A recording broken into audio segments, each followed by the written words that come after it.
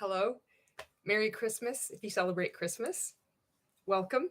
I was inspired to do this live by Aaron B's latest video. And I just thought I had so much fun watching it. And then I thought it would be cool for me to do a live and just add some more info, some from my experience as an ex-rank maker. So she just did this really great video, and it was about Ray Higdon's training, and it's called 7 Things All Anti-MLMers Say. So that's why I titled this 7 Things like Anti-MLMers Actually Say, because as usual, he got it completely wrong. It's such a misfire. So I also thought it would be nice to do like a surprise pop-up live. That's what I do anyway. I haven't scheduled them yet. But I thought it would be nice if you don't really know what to do or hang out, and just a cool place to hang out and chat. And also, because it's that time of year, a lot of emotions get dredged up and it can feel pretty dismal. So I know that. And I know that just, kind of hanging out online can be really cool if you have something in common, and this happens to be what it is, the topic of interest. And I also thought it would be really beneficial for people that are similar to me, that maybe I've started questioning the anti-MLM industry. Maybe you've been in rank makers and you're like, what is going on? And I thought it would be fun to kind of talk from like my experiences, from like the training I received from the 5 years I was in rank makers, and debunking every single thing that Ray says. Because when you're in rank makers, there's a real, like, you feel like everything he says is amazing, that he knows everything. And you never see anybody that has been within his organization like speak out against him and just say, no, this is wrong. It's so powerful. I know for me, seeing people that don't know who he is say, this is ridiculous, this is wrong, who is this guy? And it's also powerful to hear people that have been within the organization like speak out. So I think there's like, it's good to hear all kinds of perspectives. But I know for me, when I would see somebody stand up, I'm just like, oh, I can't believe I did that, right? So there's a number of reasons why I'm doing this. Hi, Avery Joe. I don't know if you celebrate Christmas, but Merry Christmas to you. Thank you for being here with me right now. So I don't know, did you see Aaron B's latest video? It's so good. I laughed my ass off. I had so much fun. I couldn't believe how hard I was laughing. I'm like, I've got to do a video on this. AF Guy Trumpet, hello to you. And Avery Joe says Merry Christmas, and also says, oh, Aaron's video is amazing. Aaron's content is amazing, but that video is so well done. She's so calm, and she's just going through like debunking everything he says. And I'm going to do the same, but I've got different things to say because I was in rank makers and I've heard his stories before. I couldn't believe when he came out with the pizza oven story. So it would be better. Like, I mean, it doesn't matter because I'm like doing this live, but hopefully if you've seen Aaron's video, that would be the best, because that's where I'm going to like come from. I'm not going to do the exact same thing like she did, clearly. But I'm just I wrote down his points, and then I have a bonus point for him. That's something else that actually anti-MLMers say. I'm going to help him out. Okay, Avery Joe says, Aaron in general is wonderful. Agree 100%. Okay, so Aaron B's video was reacting to Ray's video, where he says 7 things all anti-MLMers say. So he gets it wrong, because not all anti-MLMers say it. Always the overgeneralization. I kind of wonder, I'm like, if he just listened, does the dude know how to listen? He just steamrolls over everything and just thinks that I can say whatever, and everybody in this bubble, in my sphere of influence, is going to listen. But I just listened to this awesome interview with Mike Rinder, who'd left Scientology, and Roberta Blevins interviewed him. It's the latest episode of Life After MLM. And he talks about Google being the poison of these cults and high control groups, because people start to get access to information. So before, you could say shit like this and you could get away with it, but you can't get away with it anymore. Especially shit like this. And like, he says this one thing, like he says when he tries to define a pyramid scheme.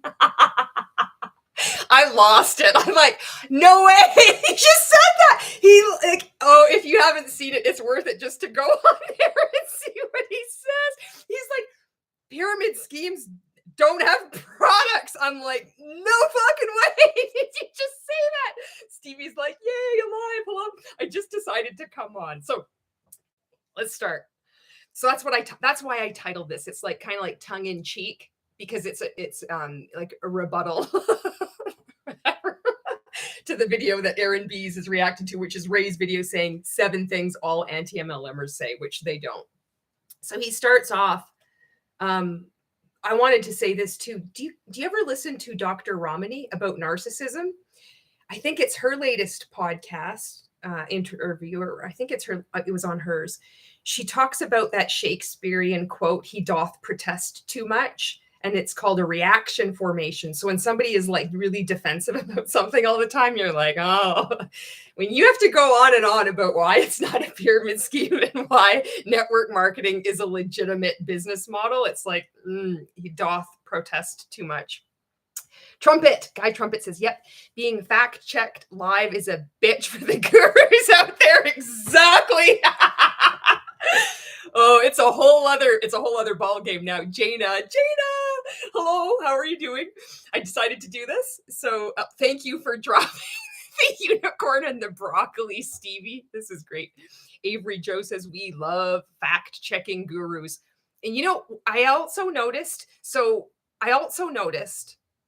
I'm so fucking excited because I was laughing the whole time. I haven't had that much fun I haven't laughed that hard in a video in a long time, unless it's about like goats jumping on trampolines. But he was going on about this pipeline. He's saying the word fucking pipeline wrong too. Like I see that he stopped using the word posture. Thank God. But he's on this pipeline thing. So I thought everything he was saying during this video, I started to Google, and it's all incorrect. Surprise! The sales pipeline is not what he talks about. He's using it as kind of like a noun, I think. He'll probably come up with a definition, but we'll get to that. So my name is Rich. So Trumpet says my name is Rich, by the way. Easier to say. Thank you. Thank you, Rich. It is easier to say because I kept messing it up. I'm like, I want to say Trumpet guy, but I'm going to say Rich. So the first one, he opens up with, there's a trend of bullying, shaming, and mean anti-MLM dropping comments. There's definitely a trend of bullying, shaming things. I thought that was funny that it's funny how he opens up with that, considering I was a target of so many people, of his content that he made specifically about me. Doth protest too much. And I'm going to show this. I don't know why, Jane, I don't know why your message was hidden there. So this is his first thing that he said that all anti-MLMers say, is that only the people at the top make money. So that's kind of like, I can kind of agree with that, but it's a small percentage of people at the top make money. So of course he goes on this fucking convoluted, like he never addresses the actual point. So what I decided to do was I printed out not 1, not 2, but 3 like portions of an income disclosure statements. One's from Modere, which he should be familiar with because virtually everybody in Rank Makers is like fucking in Modere now. Like I've got a runny nose, excuse me, I'm just gonna blow it. So he should be familiar with that, Modere, and then Mon8, and then also Arbonne.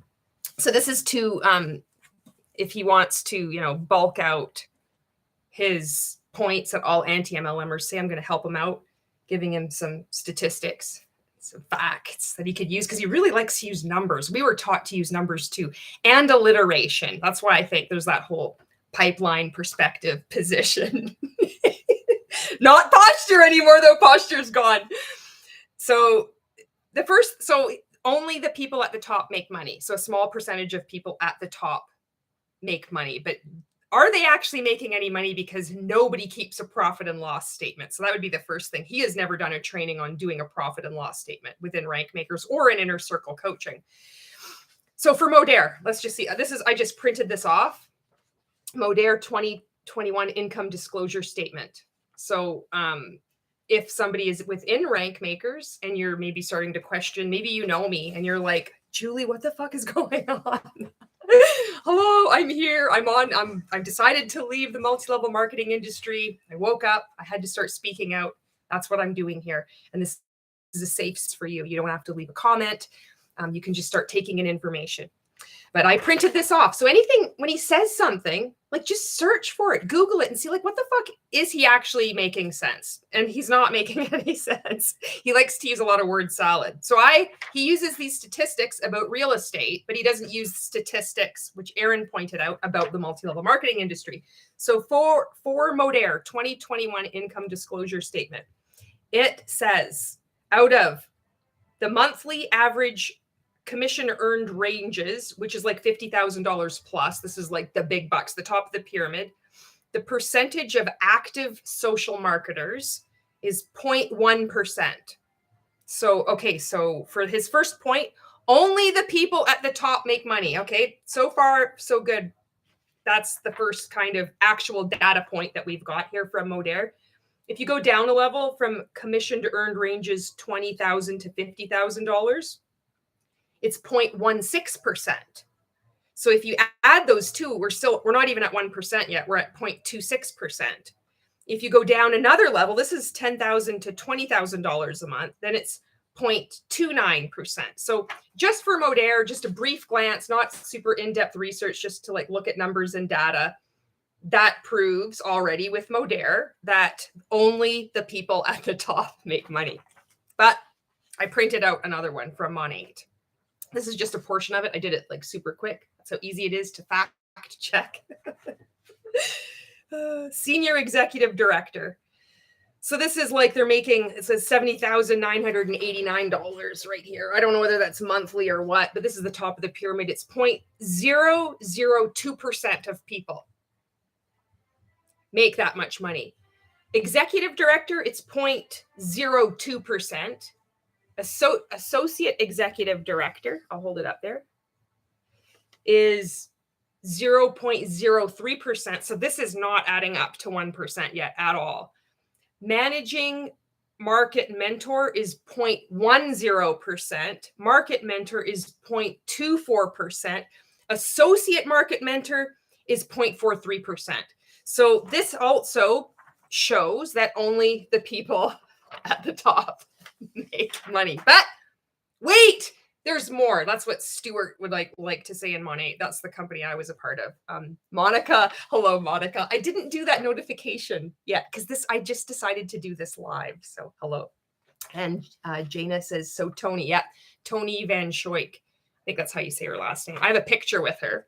I started to compile information, like some of my old emails and pictures. And I thought my next video I make will be about how I earned the cruise with Mon8. It was 2018 I went in May, and what it entailed to qualify, and how you had to how many points you could purchase. You had to have 1,800 PV per month. I think it was like for 5 or 6 months.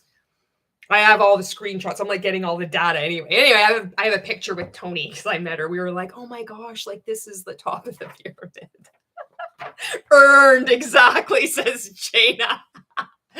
I earned the cruise. And it was weird looking back at like the emails and the videos of the top earners that had to work while they were on vacation. Somebody had just commented on one of my videos before I went live, and they said it's like you still have to work during these vacations, and you still have to pay your way there. And I did. I had to pay for my flights there, my accommodations before I got on the cruise ship, and then flying back. So I live in Alberta. I had to like fly down, fly out east, pay for accommodations. This stuff is a lot of money. It adds up. And I have these videos, which you're going to see, of these top income earners in Mon8. And I looked at them, and the two that I just looked at cursory today, they're still with Mon8. So I'm going to like show the video because I didn't know how to download it. It's like a Vimeo video, but it's still up there. And one is Amy Murphy and one is Jen Sanzo. And they're working on the cruise. Like Mon8 had them, like they're sitting on the cruise and they're like, oh, this is the new only for you product. And like, I know at the time everybody, myself included, thought this is such an honor to be like asked to do this promotional material for Monat while you're on vacation, but you never rest. You always have to work. So they're doing this free promotion for Monat, and this is the top. So they're just working their tails off. So I thought that would be a cool video to do next. Jana said, I didn't know you didn't spend all of that 1800 PV, did you? I glossed over that. You had your personal volume, you could spend 900 of it for your own personal purchases. But I talked to people that went on that cruise and they just made up dummy accounts, or they got their their dad or their mom or whatever to make other purchases to get them to qualify. But you also had to be at MMB or above for like that same time period, which means you have to have a team that has active market partners beneath you. But that's like $900. You can spend, Monat gave you the wiggle room. You could spend basically $900 for like 6 months, and then the other half of that 900 PV had to come from like VIPs or retail customers. And Avery Joe says, yeah, I have a vacation this week. Am I working during? Heck no. Exactly. And I remember when I was on that cruise, I worked the whole time, just prospecting people, doing live videos. Nothing really came of it. I was just so busy. And Jana says 1800 PV, could have bought 10 cruises for that. Oh, yeah. Monica, if you work on vacation, it defeats the purpose of being on vacation, but not in multi-level marketing. You can work from anywhere. You can work from your hospital bed after you have a cesarean. Why wouldn't you do that? That's how dedicated I am to my team.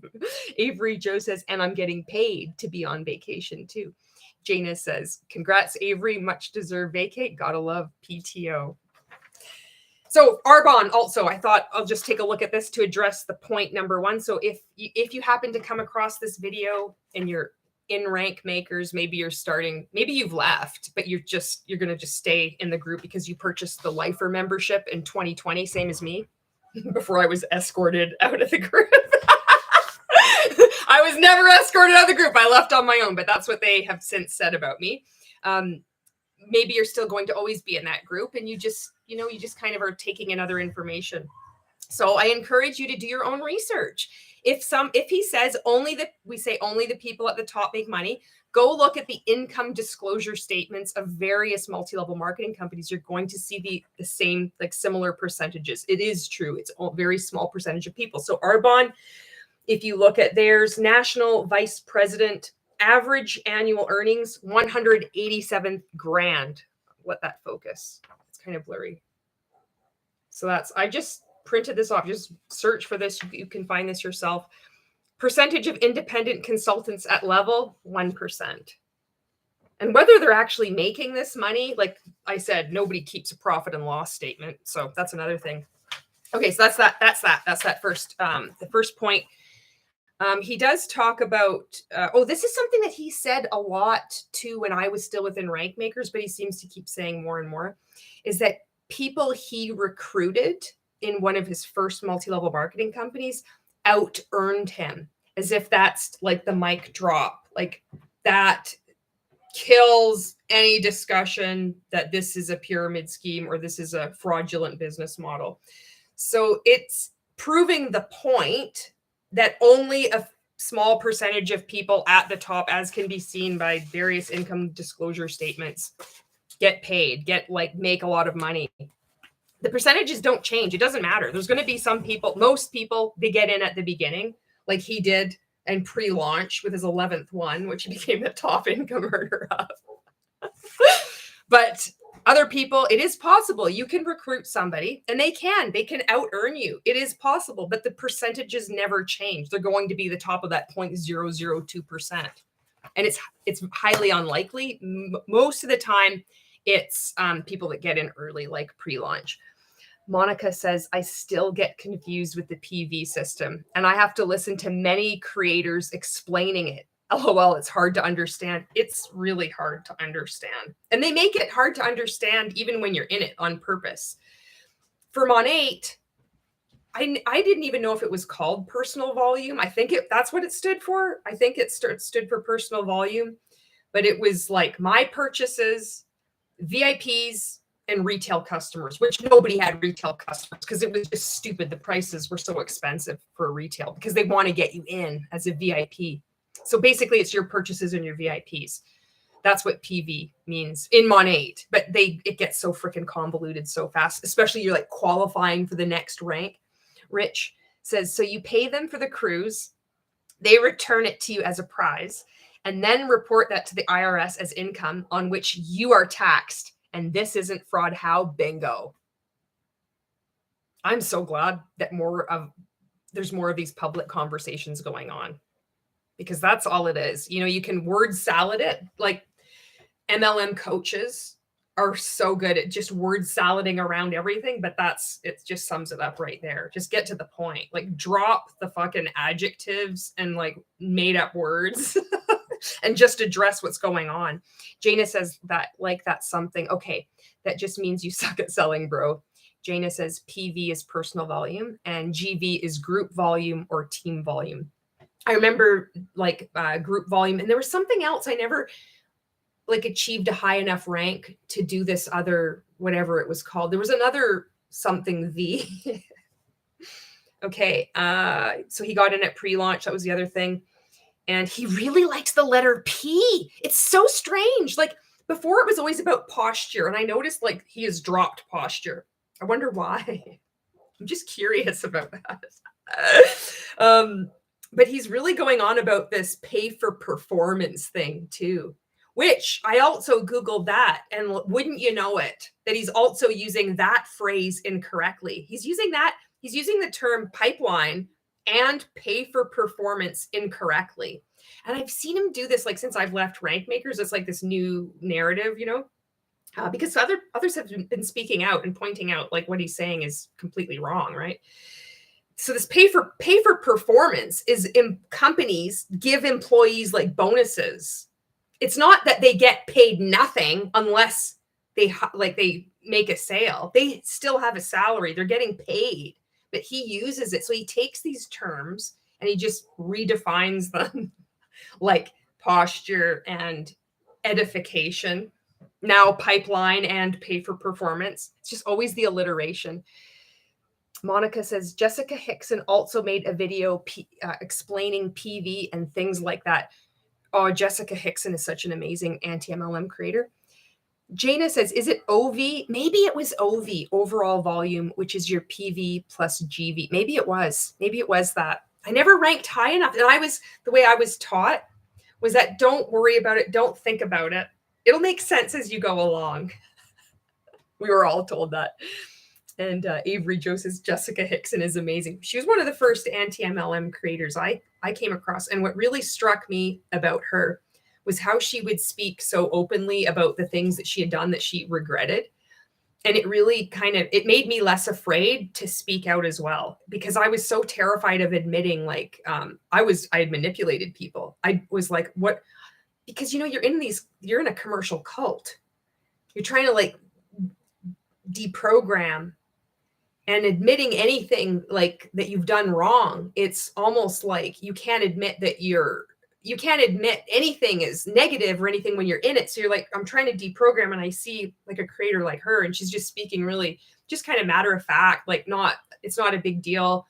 She's, you know, taking accountability and stuff for the things that she did. But I was like, I can speak about this, and it's like the world isn't going to come crashing down. I hope I'm explaining this okay, but that's what it felt like to me. I'm like, shit, just the way she was speaking really struck me, you know? So yeah, that whole pipeline and pay for performance, I noticed that was in the first like point that he addressed. So there was the first point. Second point. Second point is only a tiny percentage of people make money.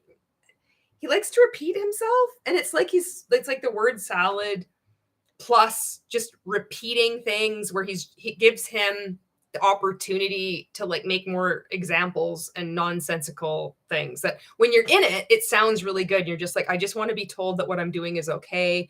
I really love my products and I want to earn some extra money. So that's what I think it's what's going on. So again, with just these 3 income disclosure statements, and you can just look at anything, the entire multi-level marketing industry. It is true. Only a tiny percentage of people make money, but whether they're making money or not, because nobody's keeping a profit and loss statement, is beyond me. So he does tell that realtor story. He does a fucking realtor story again. So if you've been in Rank Makers, oh, you're going to know what I'm talking about. It's that whole realtors like, oh, 700,000 people took the course and only 37,000 passed. It's like he can never just talk about multi-level marketing. And then he goes and he talks about that freaking pizza oven. Is it this one? I couldn't believe when he was like the pizza oven. I'm like, not the pizza oven story again. And he also does this thing too. It's like, it's Joe from Alberta. I have a friend named Dale. He's from California. I don't even know if he has any of these friends like that. He says that shit all the time. 5 years I heard this stuff. Monica says, I just saw Aaron's video. It's that one. Yeah, it's that one. He was talking so much nonsense. Yes, even more than usual. I'm so surprised. Actually, I'm not. I'm a mixture of both because I'm like so baffled. I'm like, how did I look up to this man for 5 years and hang on every word he said and thought he knew what he was talking about? How could I have been so stupid? Like, I'm just like, it blows my mind. So the realtor story, he's always loved numbers. When I was within Rank Makers and Inner Circle coaching and also 14-day challenge, we were always taught to use numbers in our title. So 7 things all anti-MLMers love to say. That's in his title. But it's weird that he completely avoids any statistics from the multi-level marketing industry. Well, it's not weird. I know why, because you can't bend those numbers any which way. It's going to show one thing and it's going to show everything as a pyramid scheme. Jana says scriptures with that word. I know. I wonder if this video was made before or after Jesus called him to be a prophet. I don't know. I guess we'll never know. Company. Okay. So then he talks about this pay for performance, which I just thought, well, I'm just going to Google everything he says now. Which I should have done from the beginning, but whatever. So for one of the first things that comes up is a company program that pays employees based on how well they do at work. So with his examples, always it's just like taking something that sounds good and then making a new definition for it. So pay for performance doesn't mean you don't get paid unless you perform. You still get paid. You get paid regardless. You may also get a bonus if you do well. That is completely unlike network marketing. That is false. That is a lie. That is not correct. What's another synonym? It's not accurate. It's inaccurate. So if you're watching this and you're from Rank Makers and you're like starting to get that weird feeling in the pit of your stomach and you're starting to question things, you're like, that's right. You're right. This is bullshit. Why is he saying it like this? You can twist it and you can bend it to try to make it fit. Well, you're like, well, when you do perform well, you get paid. Yeah, but that's not the definition. It's pay for performance. That's not what that means. Just say what you mean. He can never say what he means because it's all based on a lie. It's all based on deception. And that's his whole business is based on. His whole fucking business, well, the multi-level marketing coaching business is like, it's just this parasite on the multi-level marketing industry, which is a bigger parasite on the population. There's some alliteration as well. Peas. Okay. Monica says the irony was he himself confused a Ponzi scheme with a pyramid scheme. I howled at that. That's coming up. I couldn't believe when he was like, a pyramid scheme doesn't have products, right? I'm like, are you fucking kidding me? Like, how can you still be saying this? It's like, we're almost 2023. It's almost like saying, well, pyramid schemes are illegal. And then he was, for me, from what I've observed, just from like, being in Rank Makers for 5 years, being in Inner Circle coaching, it looks to me like he's ready to fucking freak out. Like he is so full of rage, but he's just trying to be like the contained businessman. Like, I'm going to just be like kind of dismissive and funny. Like, oh, those anti-MLMers are so silly. Like, it's that really forced I'm a businessman. That's what it's like. I'm like, I can tell he wants to fucking blow, right? I know it's like he's pissed, but he doesn't. He's like, I got to put on the act. That's what it looks like to me. Avery Joe says, how can you confuse Ponzi and pyramid? Come on, sir. I laughed so hard. I'm still laughing. That was the best part.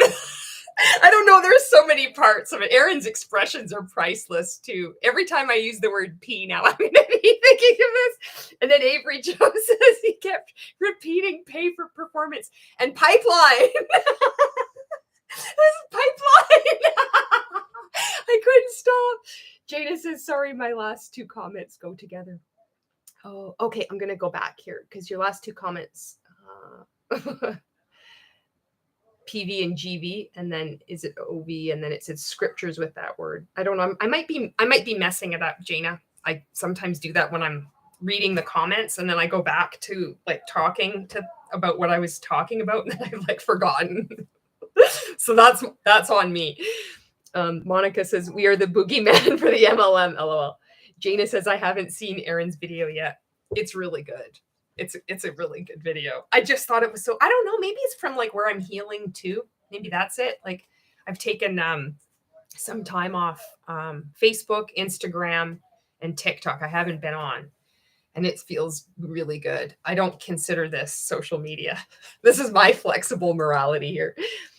Jana says it starts with someone in his Facebook group.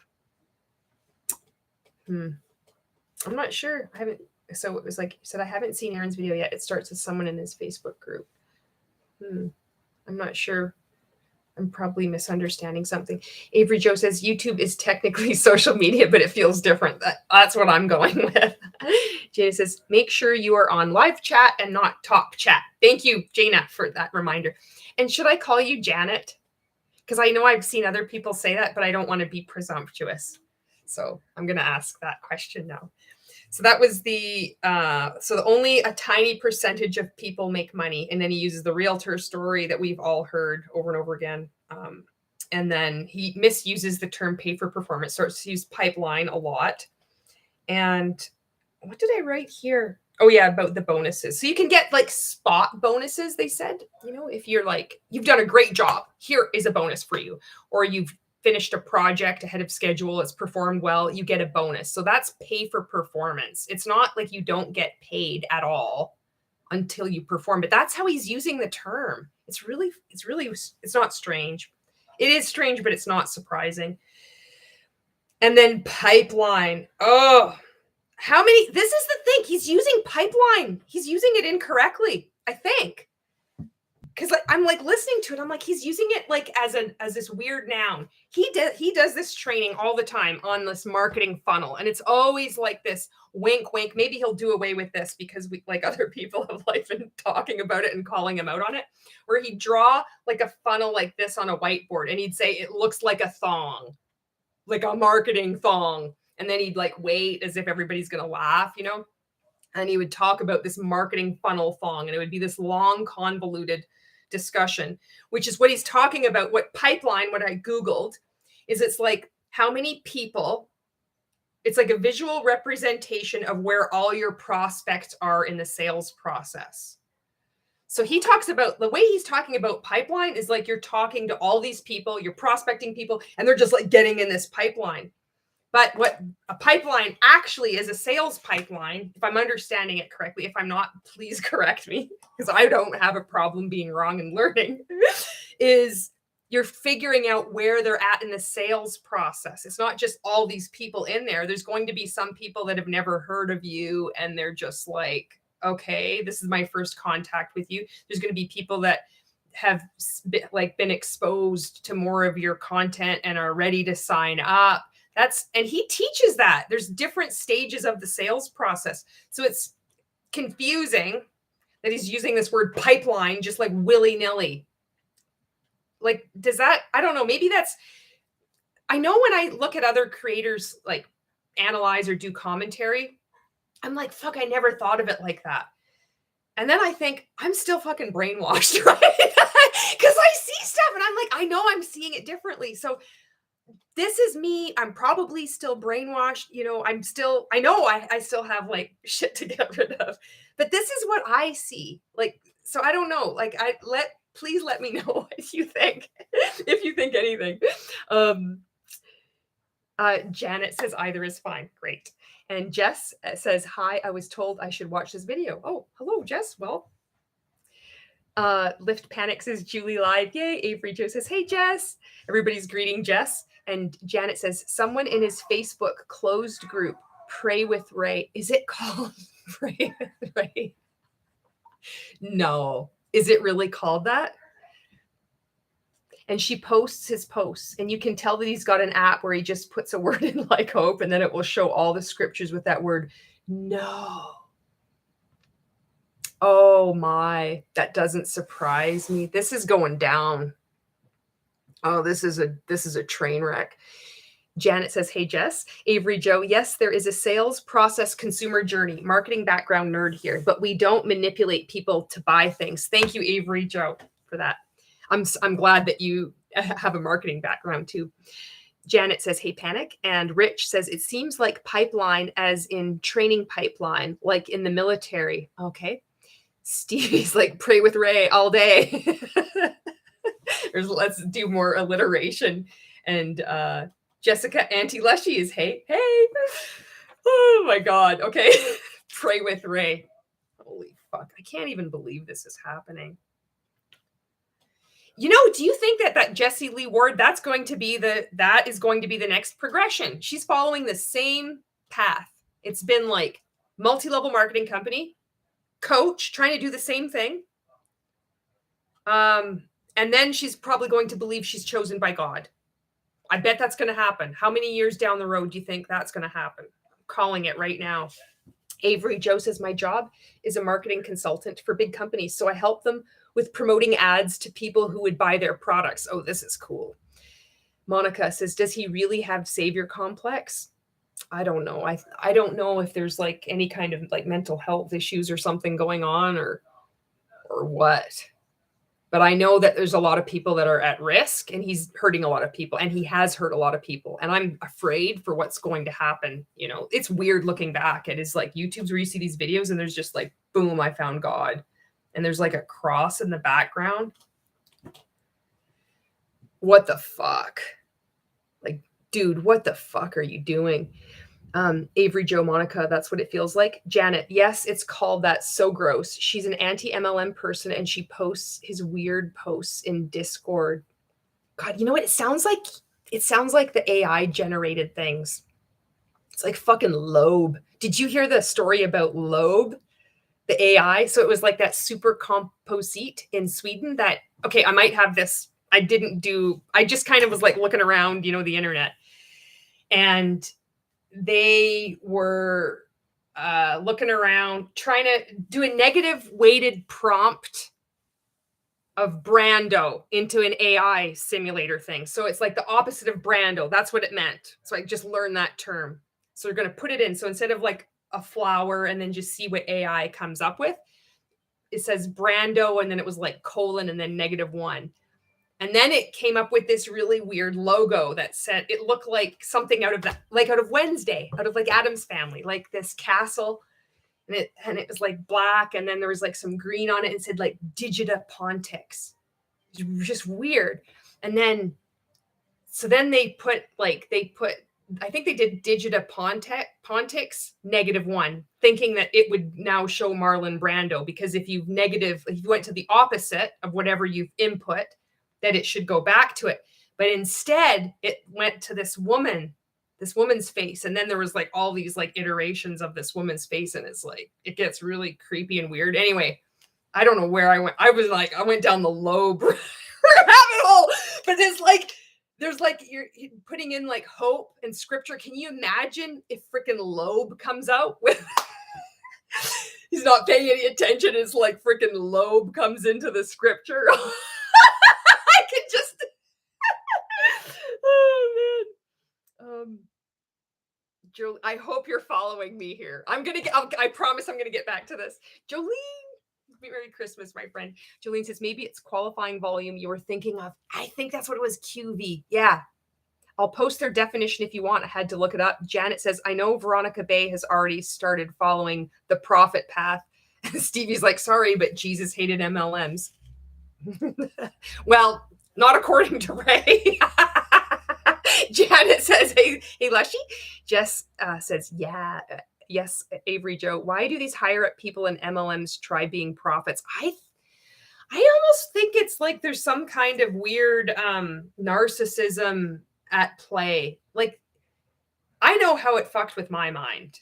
And I know people that are still in, people that were friends of mine, they really believe they were better than other people. And I mean, if that goes over a long period of time, maybe it's like an inevitability. I don't know. I'm not an expert. I don't have a clue. Jess, Avery Joe says, oh my God, Loeb. I know, Loeb.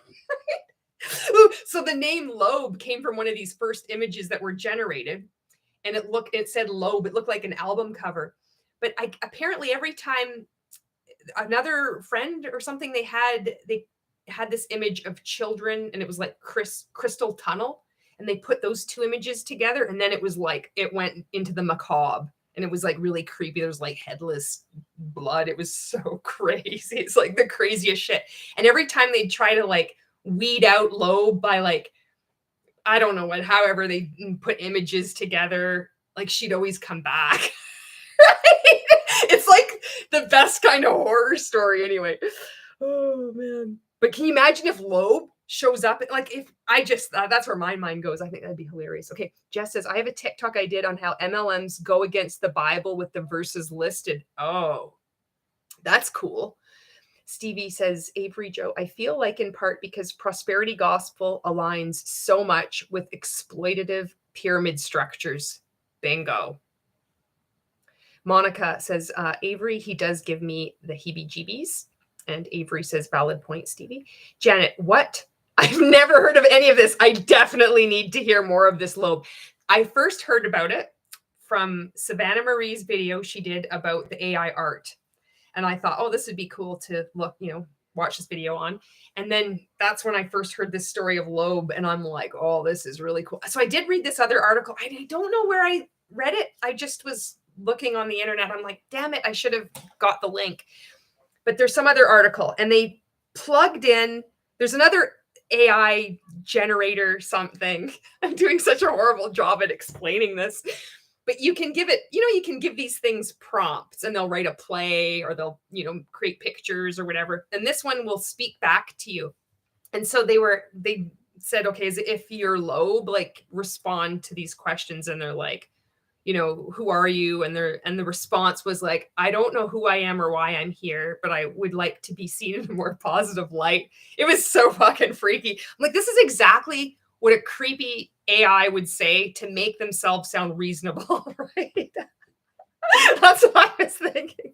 Loeb is a thing of nightmares. I know. I know I'm getting off on this Loeb.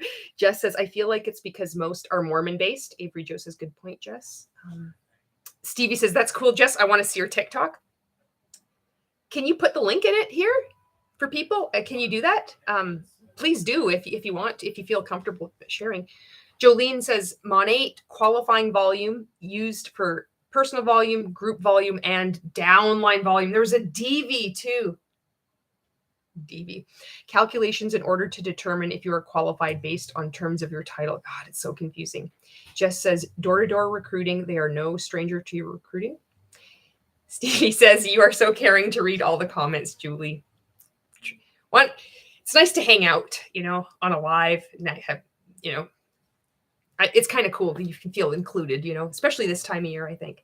Shadow says, hey, everyone. And Janet says, OMG, I still need to watch Savannah's video. I love creepy, and I've been wanting to see it, but I've been busy.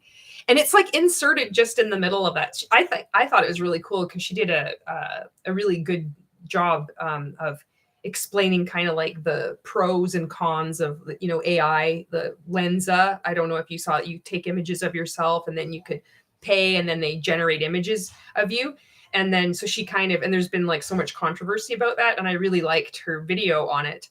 And then inserted into the middle of that was this Loeb story, and I'm like, whoa, this was nuts. Oh, Janet says a mod has to put links. Okay. Jess, I could, if you would like, I could make you a mod and then you could put your links in if you want. I don't want to do that on your own here. Or I don't know if you want to be a mod or not, but if you want to, I can make you a mod. Then you could put the link in there or whatever. If not, no big deal. Fuck, I can't help myself. Okay. All right. Okay, so we left off with pipeline. Pipeline, it's in the pipeline. It all comes back to the pipeline. It's pay for performance. It's like anything. If you're a racehorse, if you are an athlete, a professional athlete, if you're a realtor, it's in your pipeline. It always comes back to your pipeline. It's fucking. I should have made a little thing that said like pipeline go across the screen.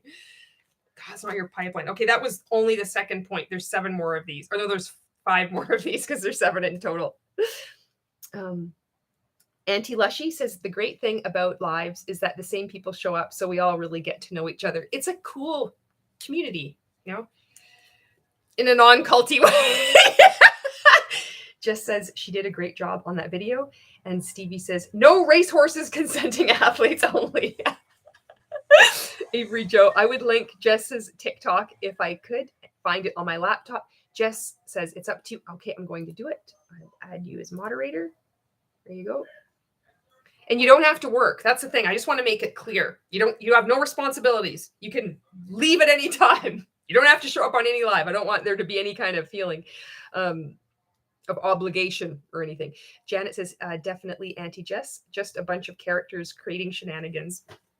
So the third thing he said that all anti-MLMers say, you know, if he just spoke with someone and listened to them, he wouldn't have to make this shit up. Like he could actually, but the scam would fall apart. So this is the third thing that he says all anti-MLMers say is, which I'm like, does he realize that there's people like Robert Fitzpatrick, you know, Stephen Hassan, Douglas Brooks, like there's people that are just not like have paid for his coaching or have been within multi-level marketing that are anti-MLM. Anyway, anything you have to pay to join is a scam. So nobody says that. Nope, I have not heard. Maybe there's somebody that is within the anti-MLM movement that has said that. I have not heard anybody, and I've never said anything you have to pay to join is a scam.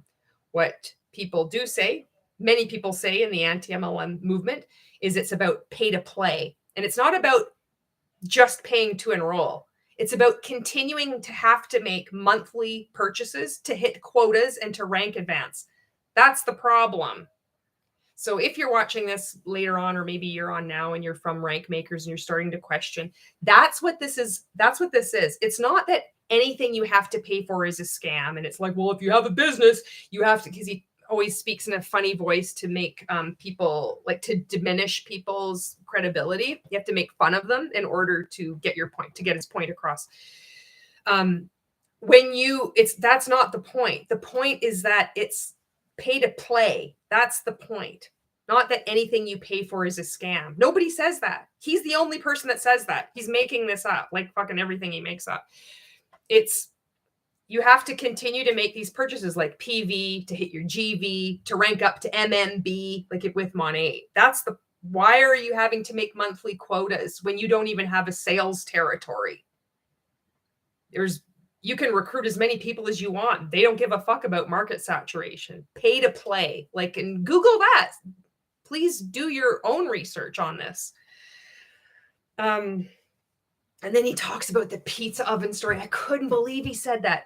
So I was in Rank Makers for 5 years. I've been out a year and he's still telling this story about the pizza oven. I don't even know if this is true. It's like he just saw this. He even does an example. Like he uses Domino Pizza. He uses the Domino Pizza logo in his video. I'm like, I think he should remove it because I don't think Domino's would like Ray talking about network marketing and linking their business in his video.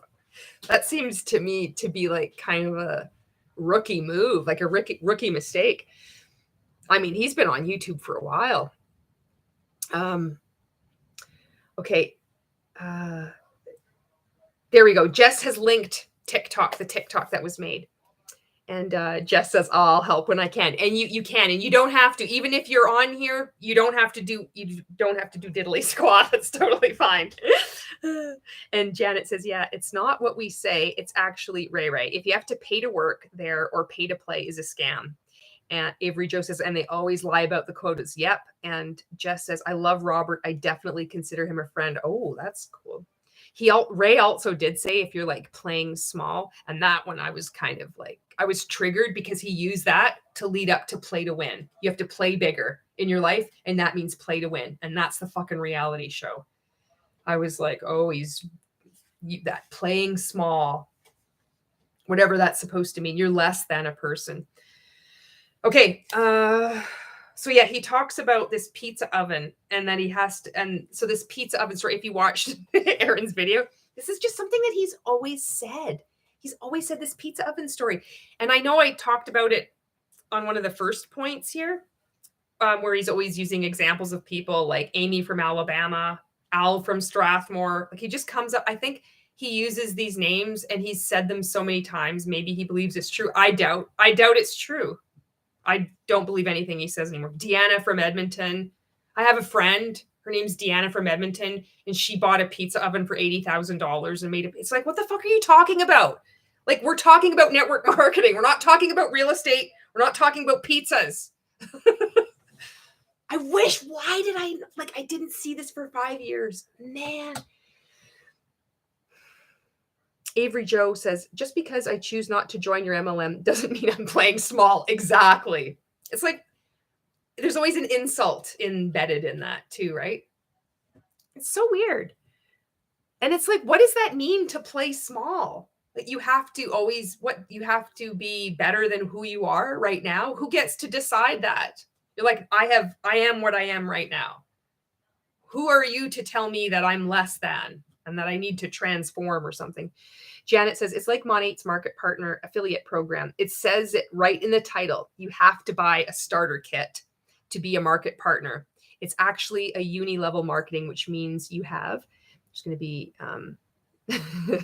affiliate. God, Mon8. I can't believe they went down there. Just says, I don't think I know who the fuck Ray is. Do I? Do you? You don't know?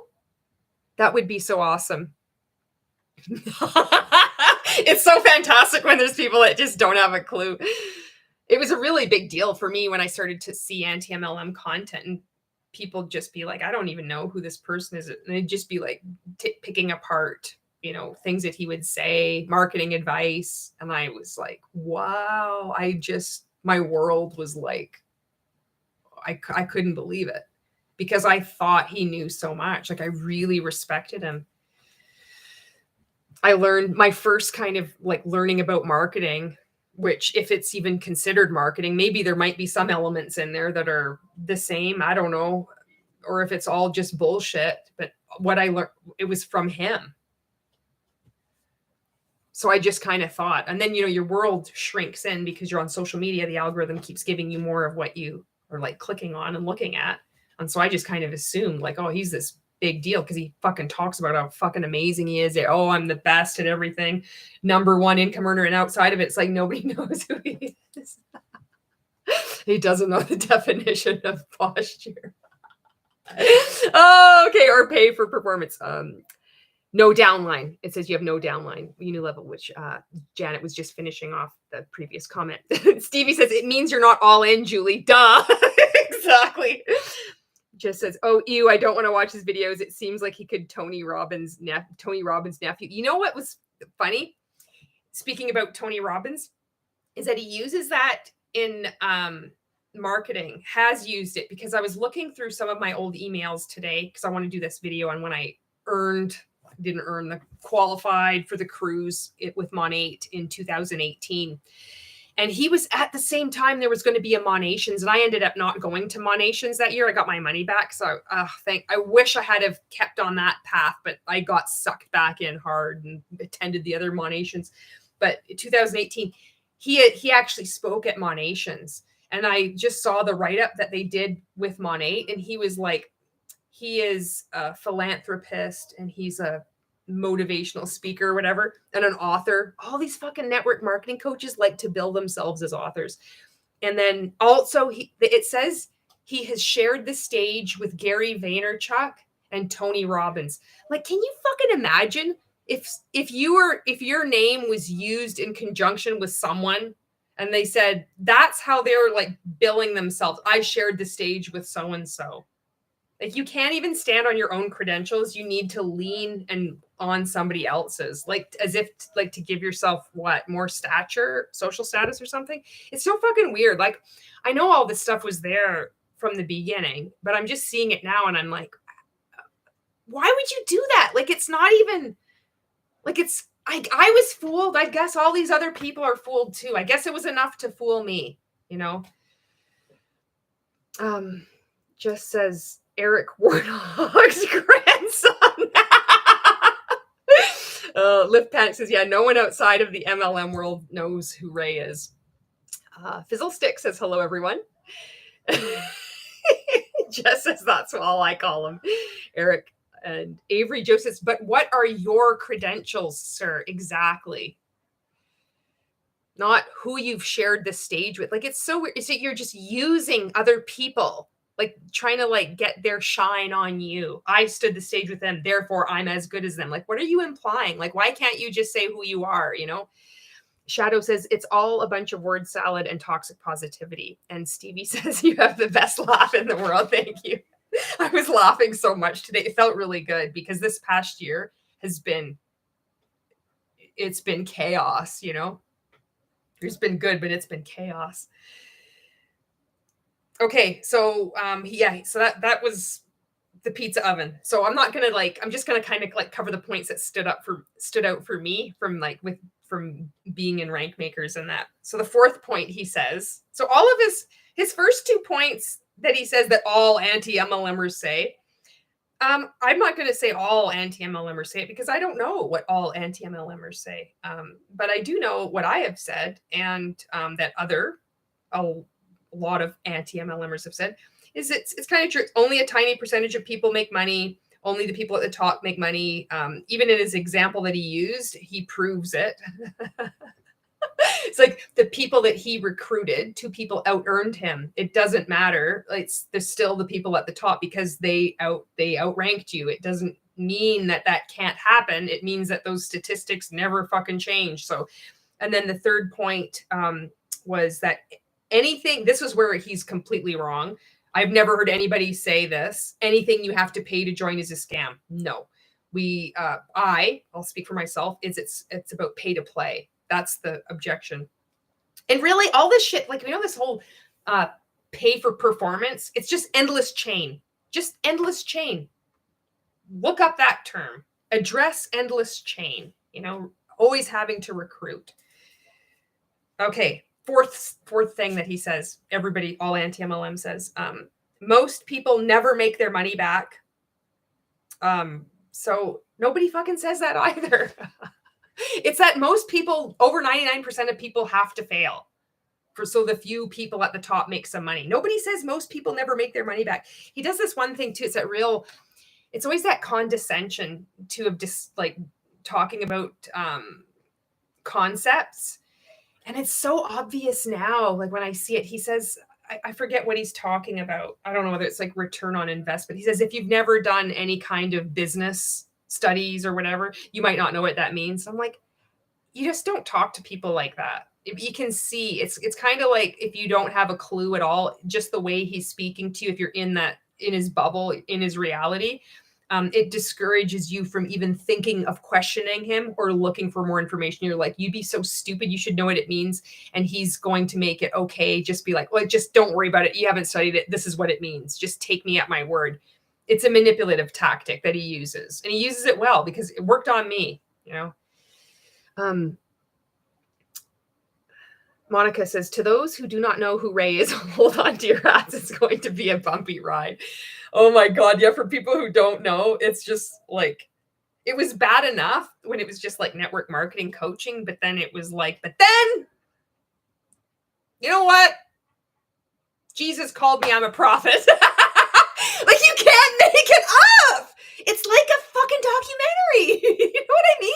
Like, I just don't even understand. This is so weird. I wonder what 2023 is going to bring. Oh, Charlie says, just getting here, but I'm so glad you're reacting to this. I'll rewatch from the beginning when you end. Oh, hello, Charlie. Thank you. And everybody's saying hello. Hello to you. And Janet says, yes, y'all, please do the YouTube things. And Shadow says, like what Brittany Dawn did. And, you know, I haven't looked into Brittany Dawn. I don't really know. I was so, when I was in Mon 8 and Rank Makers, that was my world. I didn't know anything else. There's a lot of stuff I missed. It's weird, just in that 5 years. And even though I've been out a year, now it's been like healing and like figuring out what was real, what isn't. There's still stuff I'm like, that too. Like I didn't, you know, there's all this deep shit that comes out. So I don't even really know who Brittany Dawn is. I kind of have seen some videos. So, Jessica Anti-Lushy says, one time I spent 25 cents on a pair of overalls and sold them for $12.50. Show me that return on investment in MLMs. I'll wait. You'll never see that kind. That's a good investment. That's a score. Well done. Fizzlestick says, that profit stuff is so weird. Veronica Bay was making similar comments about nightmares and a calling from God. And Stevie says, were you still in when Mon 8 fired Angelique? No, I wasn't. I was already speaking out. I left December. Well, I was still in Mon 8, but December 13th last year, I made my first piece of anti-MLM content. And then I think it was in January. Maybe it was either later in December or January when they accepted my resignation letter.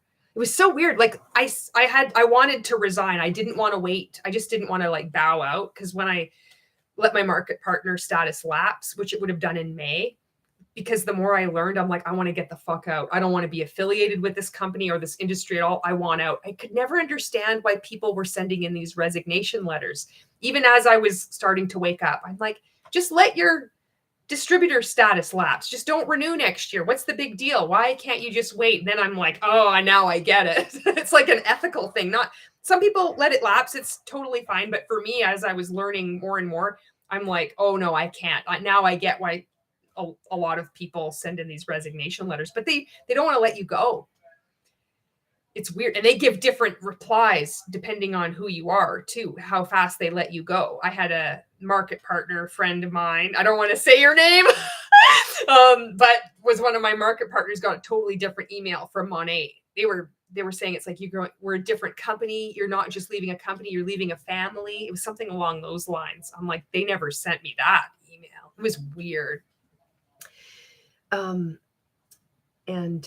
Janet. So yeah, I wasn't in with when Angelique got fired. Sorry, Steve, I'm like going off on a tangent, but I like these lives because then we can do that, you know. And Janet says, I know, right, Fizz? Profit VBay. Stevie says, customer support accepted your resignation letter. There's a separate email that they send. You have to send it in. I sent it into customer support. It's true. And then they're like, no, you have to send it to like resignation Mon 8, whatever. And then they respond back to you. It's so weird. And Jolene says, you can say my name anytime. Okay, it was Jolene. Jolene was in Mon 8 with me and left as well. And I'm so happy. So, and we ended up, we are real friends now. We'd met, I was still in Mon 8 and we were like friends, and then got into Mon 8. And Jolene did a shit ton of work on like for free in the Facebook group that I had, a customer group. And then like we ended up leaving at this similar time. Jolene was actually like ahead of me in terms of leaving the private Facebook group for customers that I'd created. And I was like, when she did that, I'm like, fuck, I gotta leave this too. And then I realized I had to remove everybody from the group and then delete the group. So, but I'm so glad that we're still friends and that we both got out. Janet says, I like your stories. Thank you, Janet. I'm glad. It's like, okay, good. This is where I can download. And Charlie says, I think it's clear that people like Ray are making these vids because they feel threatened. Keep up the good work. Thank you, Charlie. I think so too. And I've noticed how he stopped using that word posture, and seeing how he is like, seeing how people are feeling comfortable enough to ask questions in Rank Makers, to ask the coaches, to be questioning the coaches and the 100K inner circle coaches. And then they're also looking at anti-MLM content. That did not go on when I was in Rank Makers. It was different. Now there's just more access. There's more information to access. And people are feeling more comfortable to access that. And there's more people that have left that they know it's easy to say, well, she's just crazy. She's unhinged. She's just jealous. She didn't get enough attention. But you're like, you start taking in anti-MLM content and you're like, these fuckers say the same thing. And they say the same thing in every cult. This isn't just about MLMs. People are smart. You start seeing these similarities. And then if they even know you, or if they don't know me, they might know somebody else that has left and is like speaking out. They're like, that doesn't make sense. Like that person, it's not just like they have no time on their hands. The only motivation in their life is that they hate you. That's clearly the only reason they're making anti-MLM content. Like, give me a break. Like, that's so fucking stupid, you know? People are smart. They're starting to look. So I just hope that more people get out, more people wake up, they get out, and just less people get hurt, you know? I lost tens of thousands of dollars. I was scammed. I believed, you know, and there's some people that just it's taking a longer time for them to recover. I was fortunate enough to be able to get therapy. Some people don't get therapy. Some people think they don't need to get therapy. And then as they're like moving about in their life, they're, you know, you've been in a cult, like it's just, there's shit that you need to fucking unpack from, and especially being in Rank Makers. Oh my fucking God, especially being in 100K inner circle coaching, or if you were somebody on the reality show. Jolene says, when I'm done, I'm done. Yeah, you are done. Janet says, congrats, Jolene. I'm so glad you are out and that you are here. Oh, it's so good. I'm so glad that Jolene's getting some she had given me the courage to, and kind of like a wake up call that it was like, I was like out, but then it's like, no, you got to get out, because she had the courage to be like, I'm leaving that group. And that really kind of, it really made me kind of the final kind of kick. Fizzlesticks says, yay, I'm glad you are both out and still friends. I think that's awesome. Janet says, yes, I second that, Fizz. And Fizzlesticks, I agree. I hope more can get out or keep out. Jess says, I'm so sorry. Glad you're out now. Stevie says, here in the US, lots of people don't have access to therapy. And that's the problem. It's devastating. And anti-MLM content is some people's only therapy. Just hearing other people's stories can be helpful. And then self-education, you know, you can, if some people, you can't afford a book, you know, but even, you know, watch Stephen Hassan is on different social media platforms learning about the bite model, and that can be very helpful. And there's so many podcasts out there now, hearing other people's stories. It's very helpful. And I wish it was more affordable, and wish people, not even just affordability, but availability, you know. Jolene says, I sent a resignation letter in December 29th. They didn't process until January 16th, and I gave them a hard time about it the entire time. I remember that was so cool. Fizzlesticks says, that's so true, Stevie. And Charlie's like, crank makers. Just says, the only way to stop these companies is to not join, not buy the products, and encourage others to leave. Well said. Kate says, have you done a profit and loss and figured out your numbers unless you have a video on that already? Nope, I haven't. I have not. I don't know if I ever will, because I lost tens of thousands of dollars. I don't know if I even want to fucking face it. I'm just like, no, I don't think I can. I don't think I've got the mental strength to do it. I don't want to look back at credit card statements. I don't want to look back at emails. I saw what was going out, and I had virtually nothing coming in. I'm like, Janet says, OMG, I can't remember who it was, but she made an IG reel about her day as an anti-MLM. It was hilarious. I'm going to see if I can find it. Oh, please do. Stevie says, yes. Jess says, without that, along with reporting the hell out of them to Tina, Truth in Advertising, Tina.org and the FTC when false claims are made. Because of that, then that they won't go anywhere. That's such a good point too. And I have done that this year, not to Tina. I want to do that this year to Tina. But I've done it to the FTC and also to the Canada Fraud Anti-Fraud Center, whatever it's called. It's a weird name in Canada. It's so fucking weird in Canada. But I was like, I'm always making these reports to the FTC, which you can still do if you're in Canada, because that's where I am. But I also just began to make reports to the Anti-Fraud Center in Canada. So I need to start posting those links more often in my description of my YouTube videos as well. But that is such a good point, to take the time, if you want, to start reporting claims anytime you see them. False health claims or income claims. And Tina.org is so fantastic at showing the evidence that they've collected. And an MLM distributor or a representative, it doesn't have to be this huge, amazing claim, like a claim for it to be like a false health or income claim. They show these examples. I think it was from Modere about acne and rosacea. Am I saying that right? And that was enough. It's like it cures your acne. It's like false health claim. They take a screenshot, they send it off to the FTC. They made a big package. So it's inspired me. I want to do that for Modere this year. This is my 2023, one of my goals. I'm going to go through Modere. I'm going to look at anybody that's talking about MLM PTSD. I'm just going to focus on Modere. And I want to do like the videos. I want to watch the video. I want to get every single point when it said MLM PTSD. I'm going to fucking have the time. It's my little side project. That's going to be my side hustle. And then I want to send it to Tina. I want to send it to Modere. I want to send it to the FTC.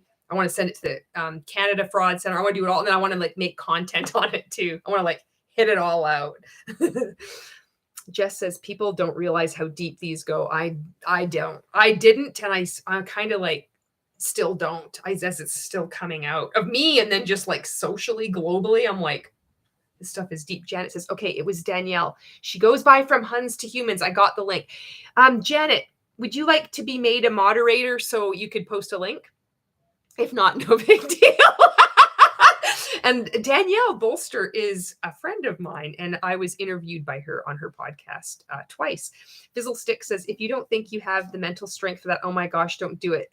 That could be very traumatizing. Yeah, I can't do it. I don't know if I ever will. That one's a bit too much. There's a lot, because then it's it's impacting your family. That's something else that I haven't talked about yet, is your personal relationships and your family. And you don't see a lot of content made on that. And I think it's for a very good reason.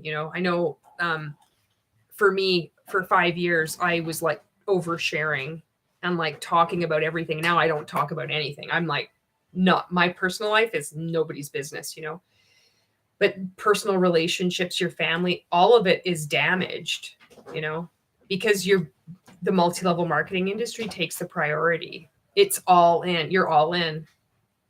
So everything is second. It's so bad. Or on the bottom of the list. It's so bad. Monica says, I can't imagine how much between Mon8 and rank makers. Oh, fuck. I was so stupid. Ugh. Jess says you can upload screenshots to Tina, and I love that. I didn't know that. Thank you. Jess says, I was part of the Boo crew. Felt so good we got an MLM shutdown. Mombi did so much with Boo is Woo. Oh, wow. I remember when that kind of was going down, that Black Oxygen Organics or whatever, but I was still I don't know. For me, I'm still speaking out. I'm healing. It's just a lot going on, where you don't really still understand a lot. But I remember that was going down. Holy shit. Janet says, I love reporting, especially when a little while later the MLM gets shut down. Oh, yeah.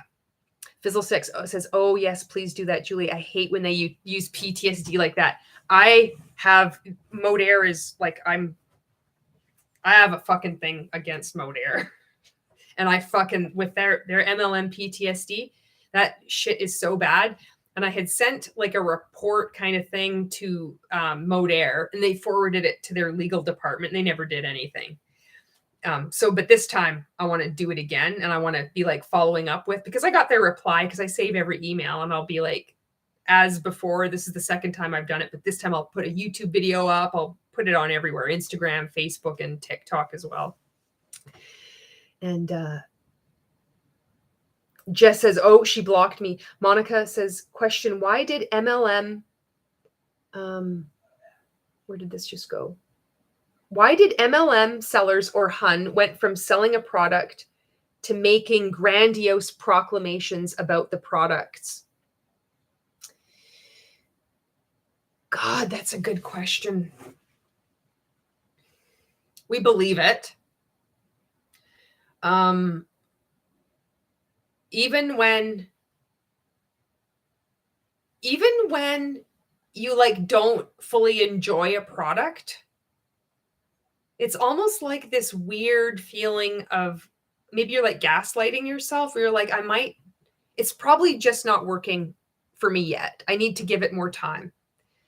The greens, I don't like the taste of Monate greens. I fucking hated the protein powder though, so I never plugged that. I'm like, this stuff is shit. Do not buy it. I posted that in my private group. At least I got that right. So I don't want to say all of the time not making grandiose claims, but I did make grandiose claims. And I'm trying to think why I did that. It's encouraged because of the culture of being in the MLM. It's like you're saving the world because it's a cult. So you're impacting the world. You've heard that kind of language on different anti-MLM, like, and you see other like Huns or whatever saying it's like, you need to show up powerfully. You need to impact the world. You're going to be able to serve, be a servant leader. You're going to serve so many people. And once you get to a higher rank, you're going to be helping so many other families, because in order for you to get to that rank, they're going to have to have been helped by you.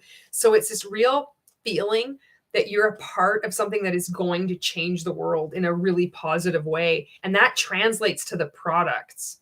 So the products like get this imbued with this like fucking divine thing too. It's really weird. And I see it now and I'm like, holy fuck, like it does all this stuff. Of course it doesn't.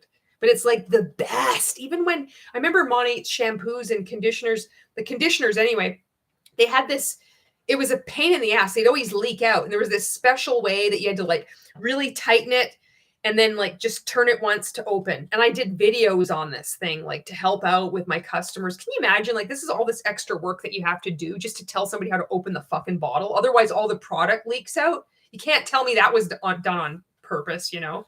It's like all these people had their conditioners leak out because of this faulty lid that they had, that you'd have to, individual consultants would have to make special videos and tell each customer how to open up this bottle of conditioner.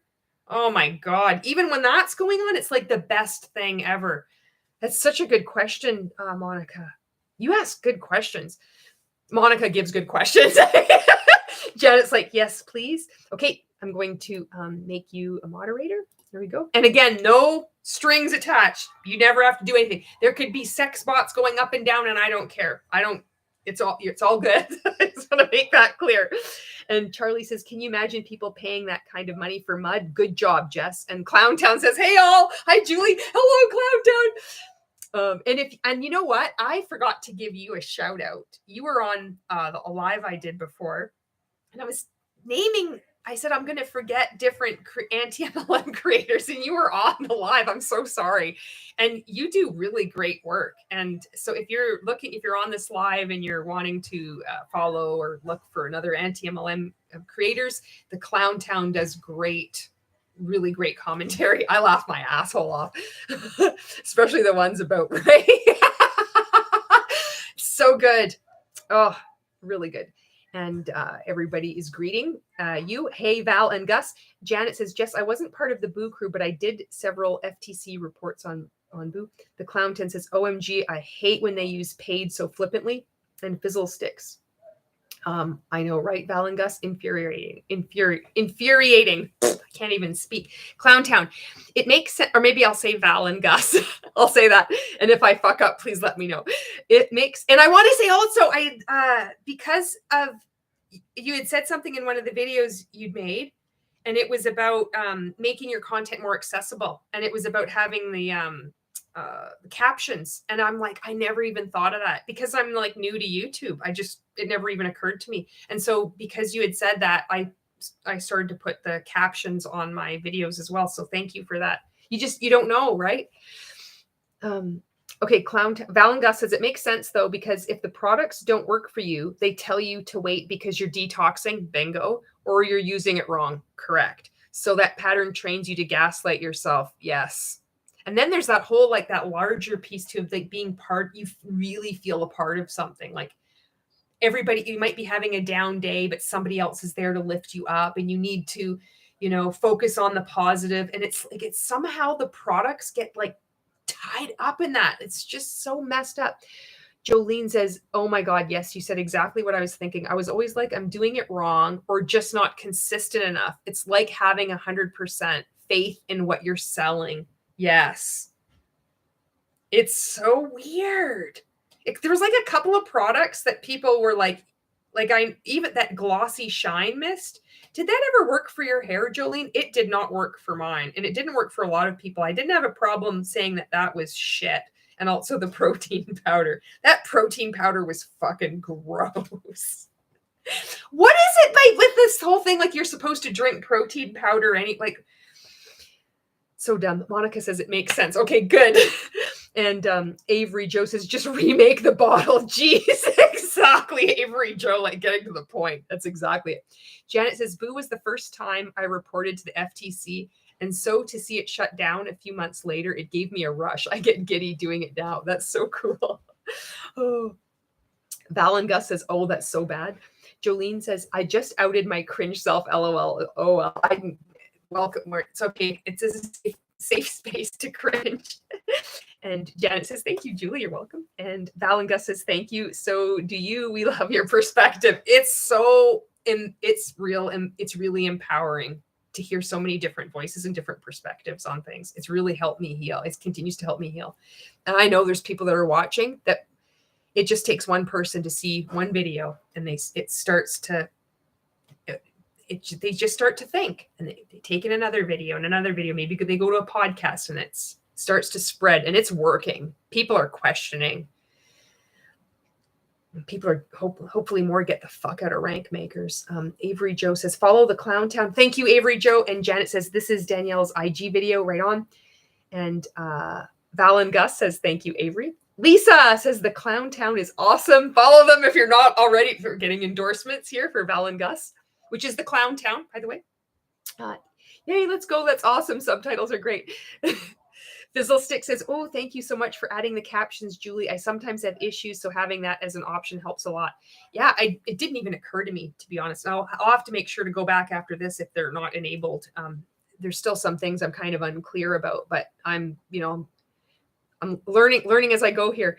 Monica says, boo, come on, everybody, let's eat dirt. They believe in the dirt miraculous abilities. And you could see people, I saw Boo distributors like really devastated that their company had shut down, believing that their parents, I saw one in particular, I don't know, it was their mom or their dad, they had finally had relief, so they said, or they believed, from taking this in. They're like, because of you have now basically like killed my parents or something. And it's like, that's the fucking level of cult indoctrination right there, where it is life and death. That's what it is. That's the thing. Okay, I'm piecing this together now, because everything is ramped up to like us versus them. It's black and white. You're saving the world. It's life or death. And you see it with rank makers. You see it's that warlike. And now it's like spiritual warfare. It's like you are with us or you're a hater. It is. So the products are in that. It's life or death. It feels like life or death. If you miss this training, it is a death. So I think that might help explain this grandiosity as well. It seems like it's like really, but it feels like life or death. It's so fucking stupid.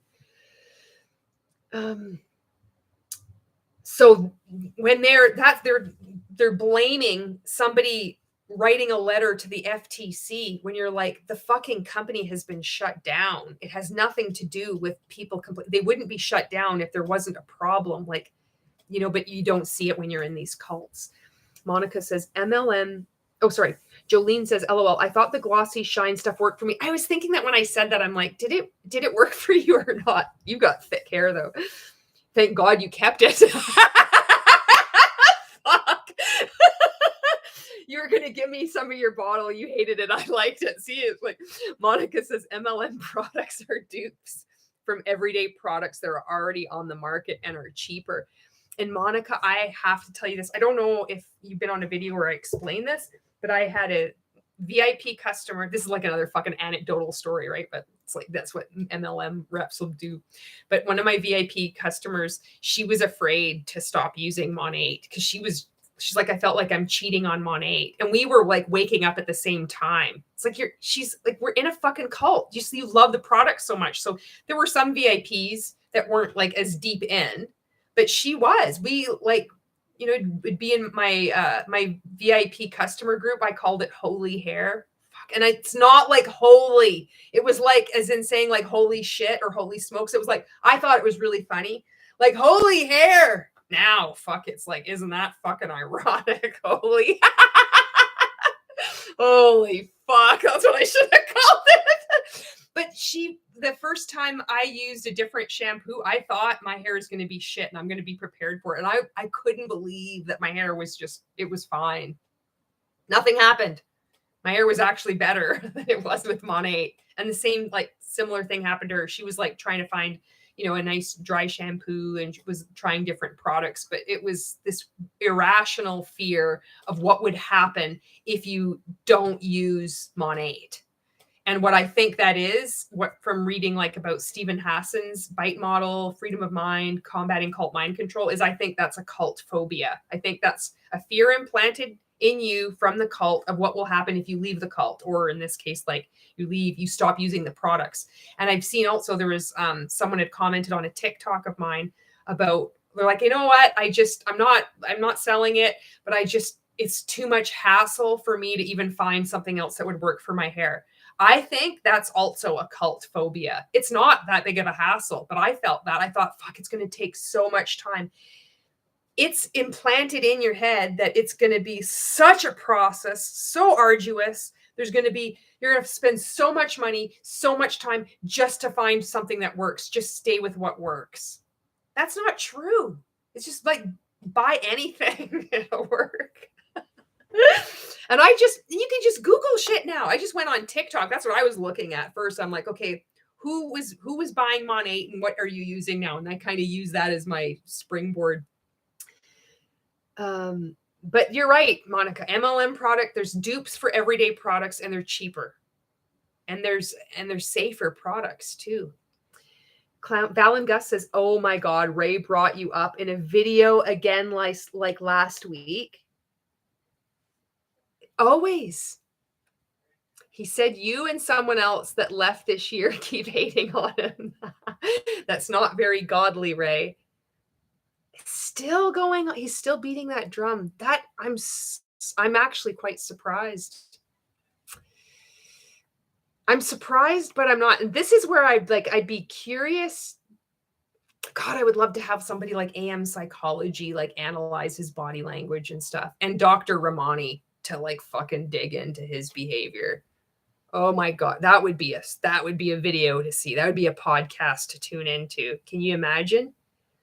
It's so strict. So it's like, so this is funny to me because I wonder, it shows that there's influence, that he's hearing the information, so this means that his inner circle coaches are also getting feedback from their clients and it also means his hand is being forced. So that's quite interesting. Hating. And it's that behavior is predictable. Thank you, Val and Gus, for letting me know about that. Someone's like, I don't watch content. Yes, you do. We know you do. Hope you get out. Hope you get help. You're hurting a lot of people. Jess says, I was in the Zoom call when they were told the news about it, and it was sad. This is about the boo. Yeah, fuck. It's like, this is the thing. When a company shuts down, I'm happy. I want a company to shut down. I feel for the distributors because they're in a fucking cult. And it's like, they don't have the option to have woken up and walked out. That decision has been removed from them. So there's a really good chance, I think, that they would get into another cult, another MLM. Why wouldn't they? Because they just would think, I love this company. Now I'm going to find somewhere else, because they haven't figured out that the business model is, it's fucking heartbreaking, but I don't feel bad about them losing money because they're not fucking making money anyway. You think you're making money, but you're not making money. And it's like the benefits. It's like, it's heartbreaking because they weren't allowed, they weren't able to come to those conclusions on their own. And that's everything, having it like the rug pulled out from under you. It's like, I don't know. I was fortunate to wake up and get the fuck out,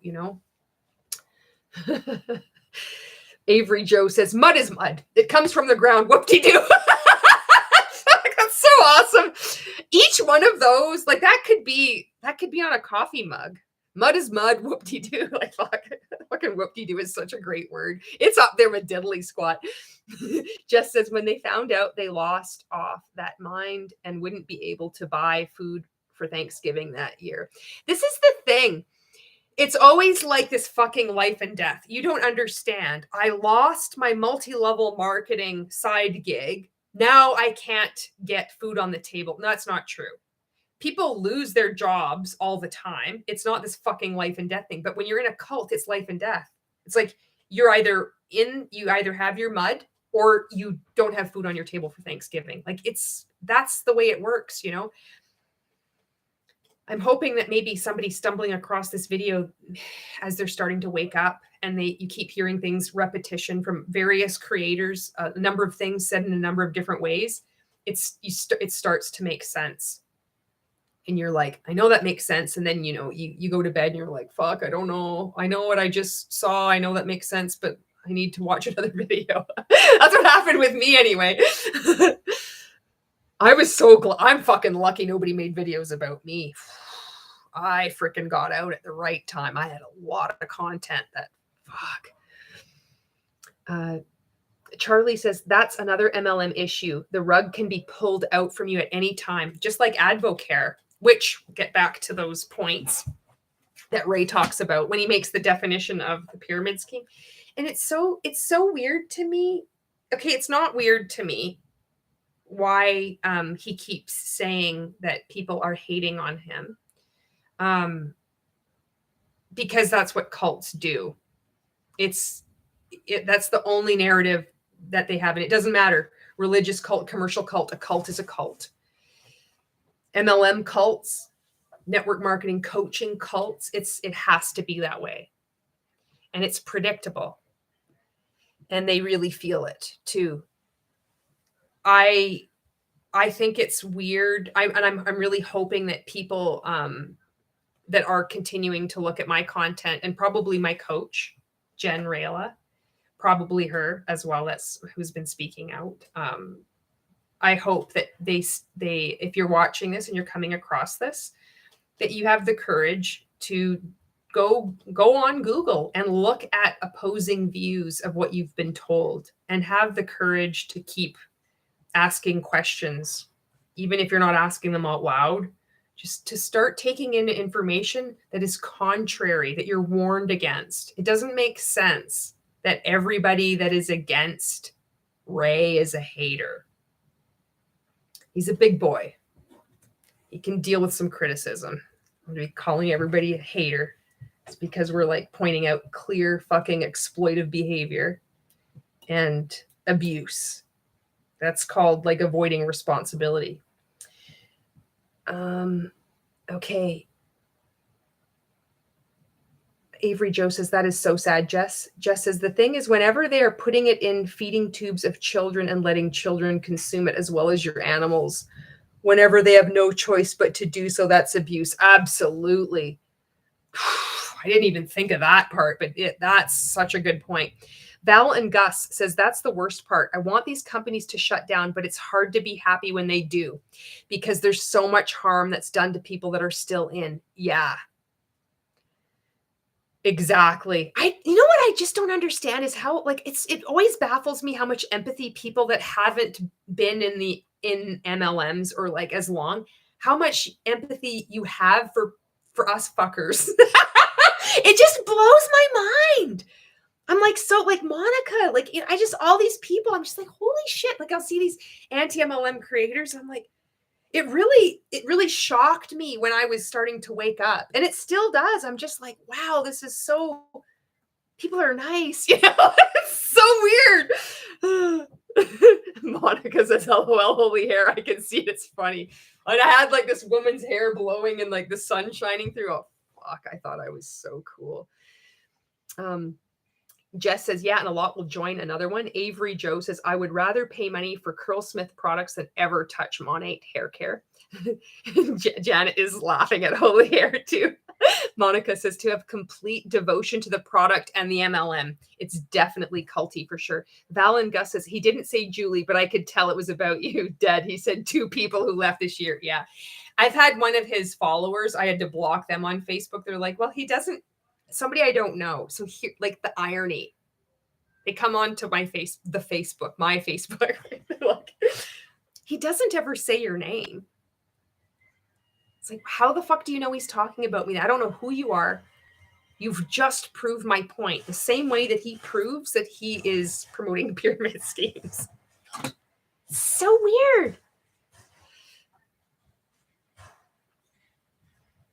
I guess that people do speaking out. It just take, you know, each voice does have an impact when you have a leader of a group that is still needing to address this to his followers on videos and not say their name, but it's implied, and people outside know. So you can be like outside of rank makers. So you can be sure that people that are inside, they know exactly who he's talking about. I wonder if they've removed some of my videos from rank makers, because I did a lot of fucking videos. I don't know if I've told you this or if you know or whatever. I don't want to presume that you know all this shit about me or whatever. But when I was in rank makers, every Friday you could upload a video of you dancing. This is fucking weird though. So we're all like dancing for him. That's what it is. It's like every Friday you upload a video of you dancing in the group. And so I did that every Friday. Like I didn't miss a day until I was like, when I started to wake up, and then I'm like, I'm out, and I stopped. But for about 5 years, it was every Friday, like fucking clockwork. So I had a shit ton of videos in there, and I had been interviewed in there. So I don't know if they've gone through there and like removed my videos, but people fucking know. Jess says they are cults. They use the exact tactics. I wasn't laughing when you said they are cults. Because right above your comment is Val and Gus's, and it was just like the fucking skull. And I just loved it because it was like I knew it was about you. Anyway, okay. Jess says they are cults. They use the exact tactics. The same. Not one doubt in my mind. They're cults. Same here. Clowntown says Val and Gus says he's trying to discredit you so bad it's very culty. And it's weird because as more time goes on, and as I've had distance from being on social media in various stages, and then this past year, I've got a full-time employment. Fucking full-time employment. Listen to how I fucking talk. See, it's like, can I impress you with using lots of fucking syllables? I got a job. I ended up getting 2 jobs, and I trained as a community disability support worker. And they paid me as I was training. You can fucking imagine that. Get paid while you train. And then one of my clients that I worked with was elderly and then passed away. It was really devastating. And I fucking love my job. I love it. And I fucking have made so much money because I haven't been spending it on multi-level marketing. And so I've been out in the world, learning new roles, like actually in a real fucking job, dealing with people different, like, there's always power dynamics. You're dealing with management and other things, but people that don't know the multi-level marketing industry at all, and they don't give a fuck, and they don't know who I am. Social media world, my little bubble, it was like so much. And so like being away from that, it's like the more distance you get from it, it's just like, when I saw the video that Aaron made today, I fucking laughed the whole way through. But there was a time that it's only been like a year since I've been out, just, where I was fucking terrified to say his name. And I had looked up to him previously. Before that, I had looked up to him. I admired him so much, respected him. And then I was like fucking terrified to even say his name. And now I can just laugh. I'm like, oh my God, this is, what you're saying is absurd. And I have no fucking problem calling out the bullshit. Now it's kind of like, it's like the more as time goes on, I guess the more, you heal or shit. I don't know. Oh fuck. I hope this is okay. I'm rambling here, but I have notes. I have my Hunbot notes. Janet says, I had got a sample for Biolage spray, all-in-one spray, and it made my hair feel like silk, and my hubs couldn't stop touching it. That's the first time he did that. That would be fucking classic rank makers training. Oh my God. Ray would be drooling right now if he fucking said that. That would be a training he would say to like do a curiosity post. You'd hold up the spray bottle. Say you had like this was the spray bottle, and be like, one spray of this, and it made my hair feel like silk. My husband couldn't stop touching it. And that's the first time he ever did it. And that's all you would say. And just leave it, and people would be like commenting on your post. That's like a fucking amazing curiosity post. Way to go, Janet. You could be teaching how to do curiosity posts. Janet, Jess says, when I became anti-MLM, there were only like 4 anti-MLMers. Oh, see, I was way more cushioned. I got in at a good time. You got it 4. I can't imagine the heat you got. I got a lot of fucking heat. I don't know how you got it. Holy smokes. It's grown so much. Me and Sierra, am I saying her name correctly? Mombi, have been side by side since day one in this. And it's tremendous the way it's grown. Oh, wow.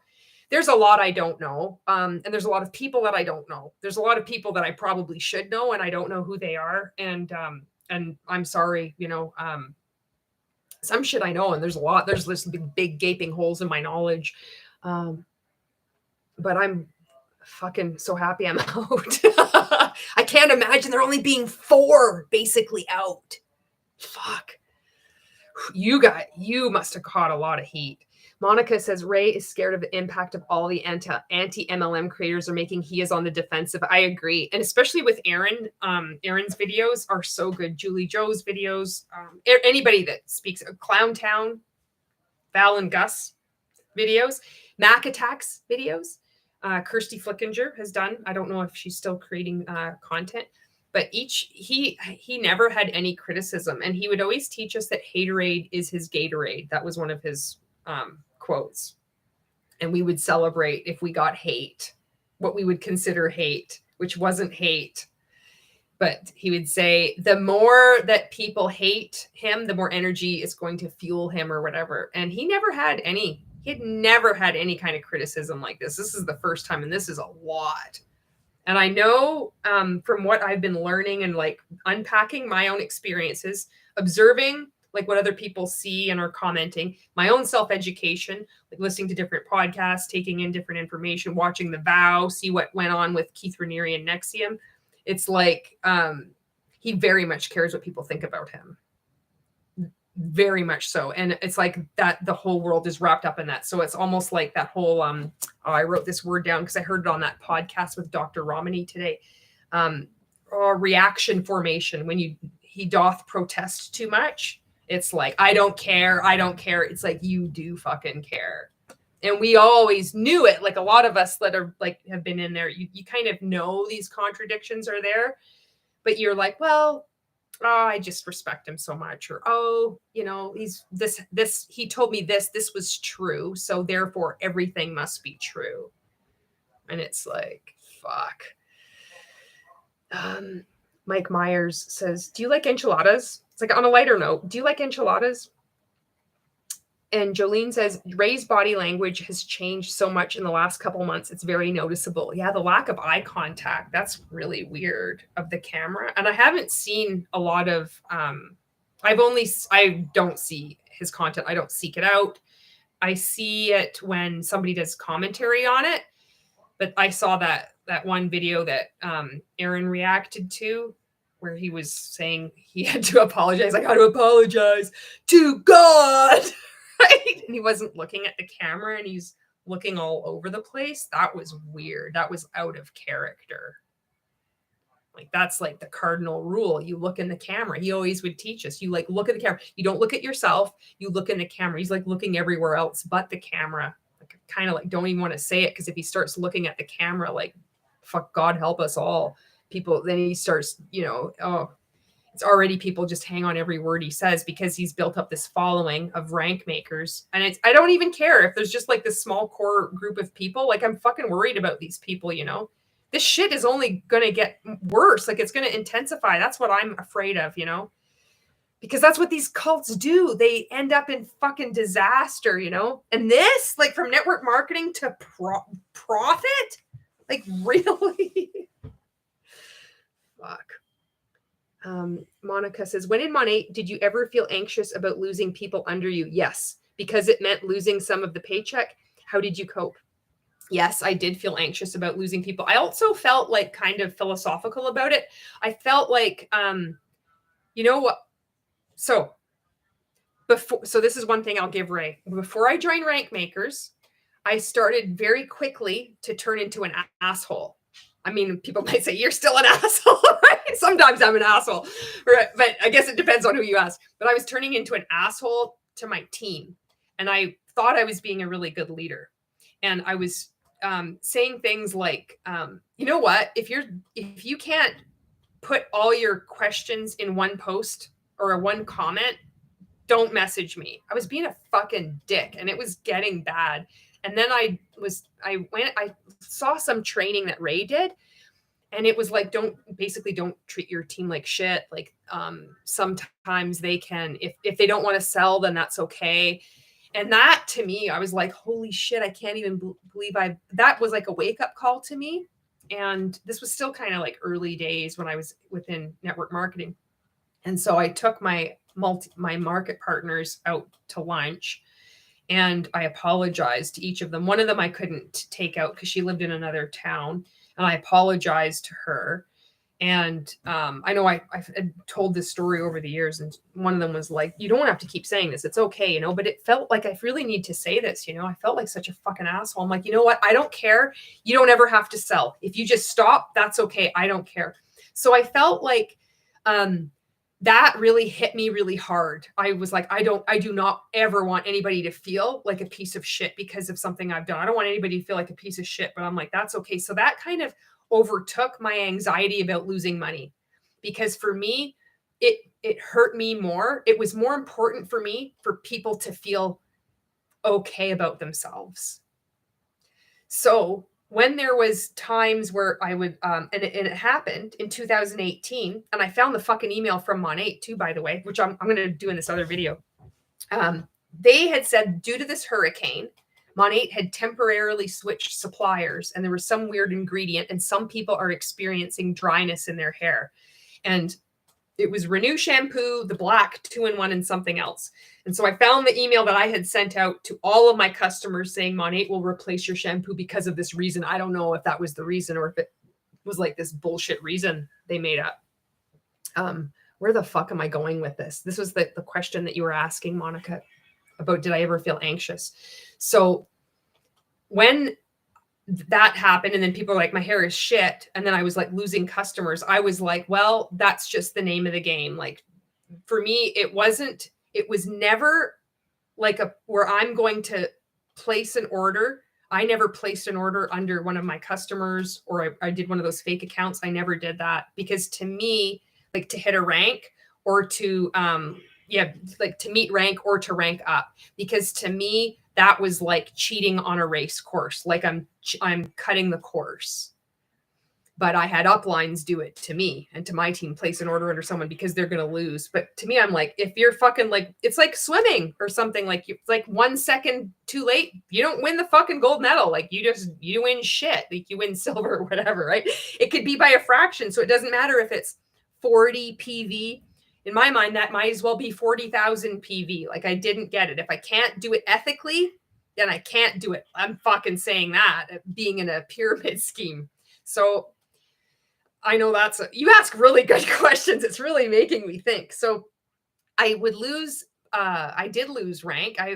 My highest rank was MMB, managing market builder. And that's when they call it the first leadership rank. Leadership, my ass. But because I have a team, the team now, each person, so to be a managing market builder at the time, I had to have 2 market partners underneath me that were active. So that meant each of those 2 market partners, they had to have 2 market partners under them that were active. So it's really hard, especially then, 2018, then there's like this hurricane and then fucking people their hair is being damaged and falling out and it's a nightmare. So I did lose my rank. But at the same time, I had hurt people and I had recognized it. And I have been like, never again will that ever happen. So anybody that I recruited from that point on, I'm like, you don't have to work. It's okay. Like, if you want to stop at any time, it's okay. I really made that a point, like, to tell people that. So I feel like I got that part right anyway. Fuck, that's a good question, Monica. Thank you. I can't imagine being dependent on other people for my paycheck in the MLM sense, Yeah.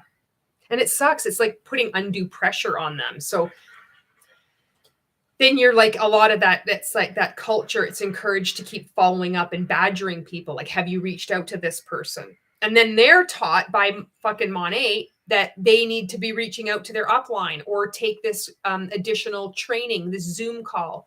And what are you doing to progress, to your goals this month? Jess says, I would have been scared to lose my hair using Monet. No lie. If I hadn't heard anything negative about it. I honestly, I just saw my friend post on Facebook and her hair looked beautiful. And I'm like, that's good enough for me. I didn't even think to research. My head was so far up my ass. Stevie says, haters gonna hate. Yep. Jess says, hey, Jen, hope you're watching. Jess says, in the words of Mombi, facts are not attacked.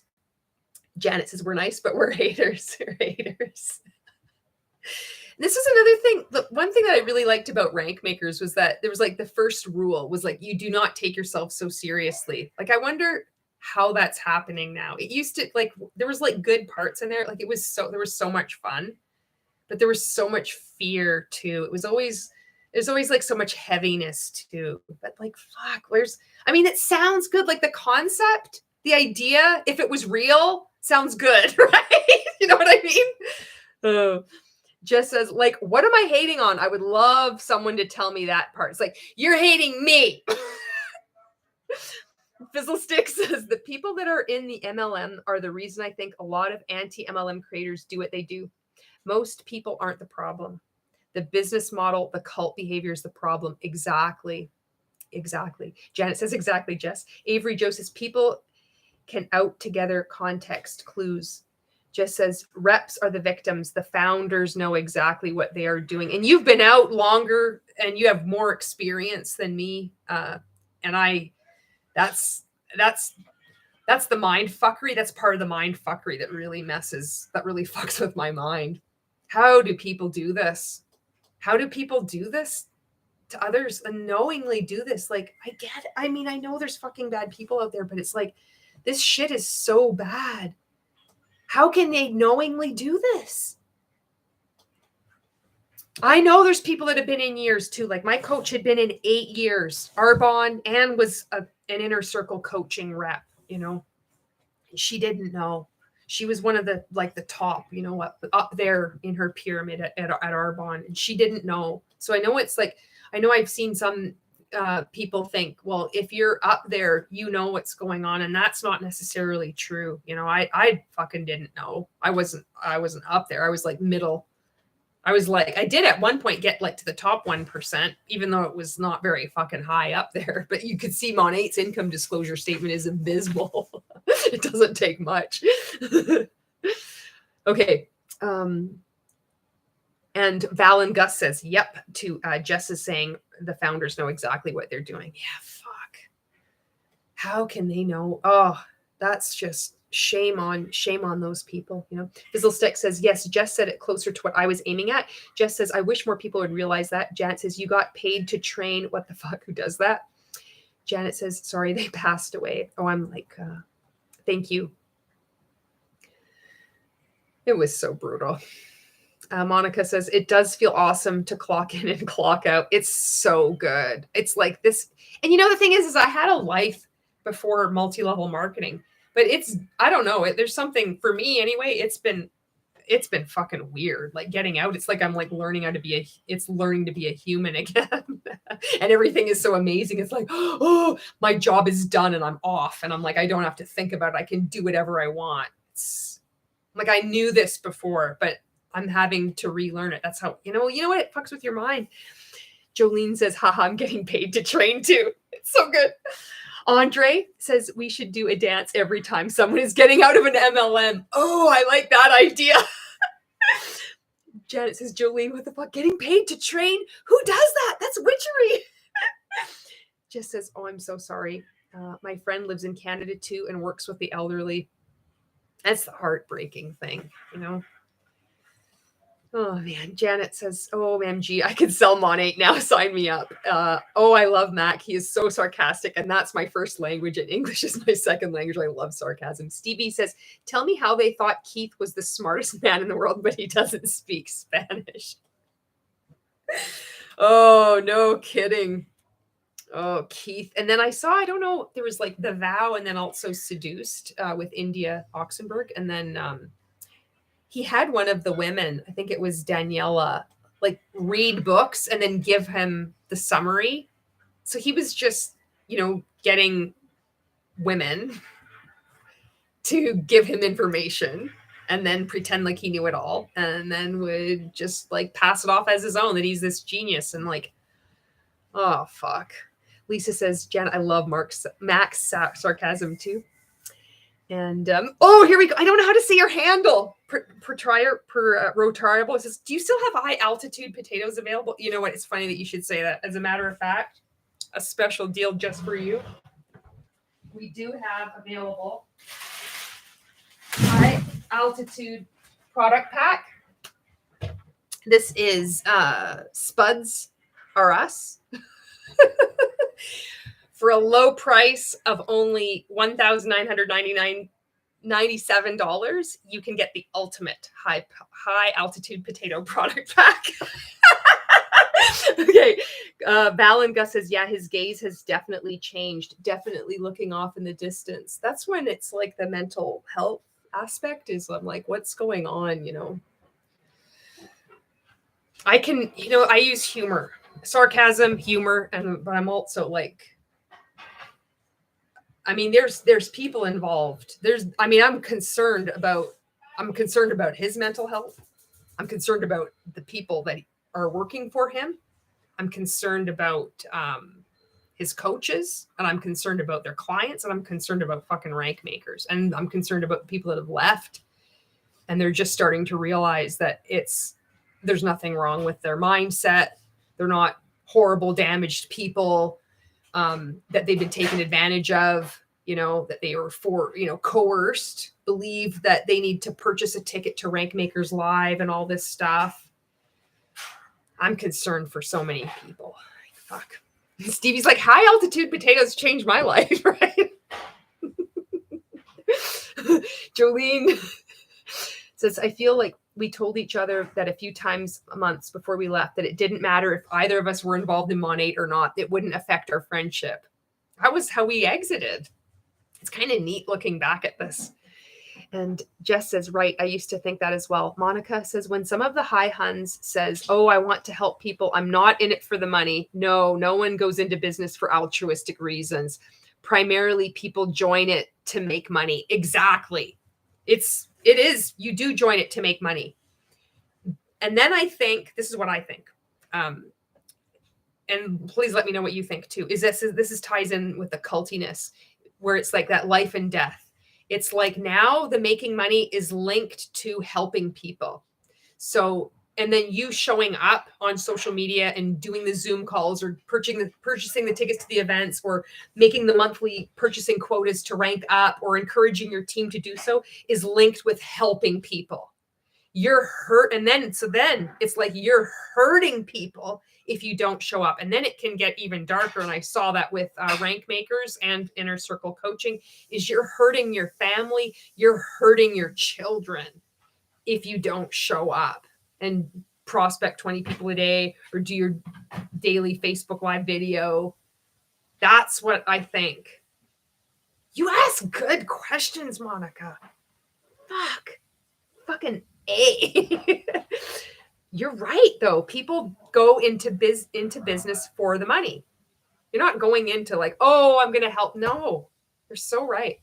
Val and Gus says, Gus became anti-MLM when he heard MLMers CEO say, there's lots of unemployed people who need this opportunity. That's when it clicked how bad it was. That is really cool that was the point. It's so neat when you can pinpoint it. There's like a moment.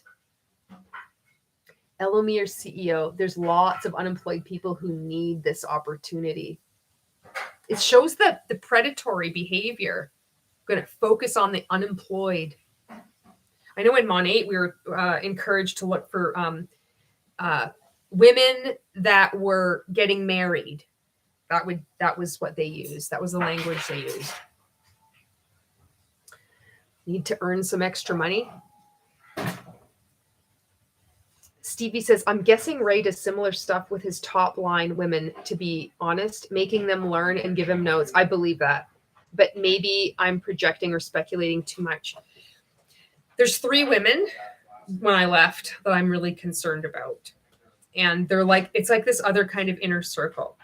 And they do videos and they're on all over social media as well. So when I was within Rank Makers, originally he would go live every day. It was called the Ray Daily. How fucking culty is this? The Ray Daily. Have you turned in for the Ray Daily? Over the years, he would have top income earners from various companies be interviewed. And it would be like, well, these are the steps to success that I did, or this is like, they'd give you some kind of training or encouraging advice. And it seemed to me, I thought, okay, well, they're a top income earner, they're at the top of their pyramid. So this is advice they've done. This is good coaching. That's what I thought. And then as it progressed over the years, it started to be his employees and his coaches that would give the trainings every day. And then he started to move out of not doing a daily live video himself. And then it was his fucking employees, in particular, 3 women employees. And I'm like, what the fuck is going on here? So they're just saying his shit over and over and over again. Like before, it was like, okay, there's these trainings, the story of the pizza oven, fucking Amy from Alabama, all these stories we heard over and over and over again. But still, it's like there was still kind of, I hadn't heard them so many times that it was still kind of, I thought, okay, I just need to hear it over. I need consistency in order to understand this. But there would be new blood that would come in. There would be this, a top income earner from another company that would be giving something different. But then it started to move to it was just all Ray all the time, but said in different ways by 3 employees, women employees, these 3 women. And then it was also his coaches, the inner circle coaches, and they're just repeating everything that he has said, but in you can't, it's just so fucking culty. It's just fuck, it's always the same shit, but it's not like he's saying it. It's like somebody else is saying what he said, and that he would be saying it this way, and they're trying to say it this way, the way he says it, but they're not doing that good a job. It's just fucking weird. So you have the coaches, the inner circle coaches doing these trainings, but then you have these 3 women that are just around, and they do a lot of fucking work, and they have made various groups, the 14-day challenge groups. They're also, I think, functioning as customer service representatives. So they sell merch. The Higdon group sells merch, fucking notebooks, prospecting journals, calendars, clothing, shirts, backpacks. if a ring light, if an order doesn't come in or something and you email, I think one of them answer it.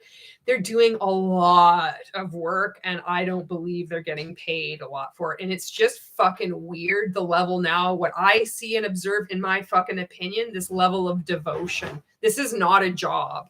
This is fucking cult. Like it's fucking weird. You don't have like the people that like the proximity to someone and like always doing this work, always doing like Instagram and fucking like Facebook posts and shit, like always these three, like it's excessive.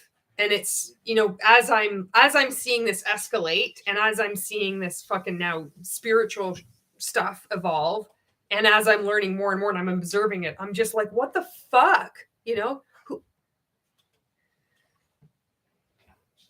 This is weird to talk about. These people were my friends, you know? They've all blocked me now. Stevie says, oh yeah, sorry, I read your comment, Stevie. Talking about the high altitude potatoes. Jess says, yeah, they prey on anyone they can. People who are unemployed and need money, people who are sick or hurting and they're desperate.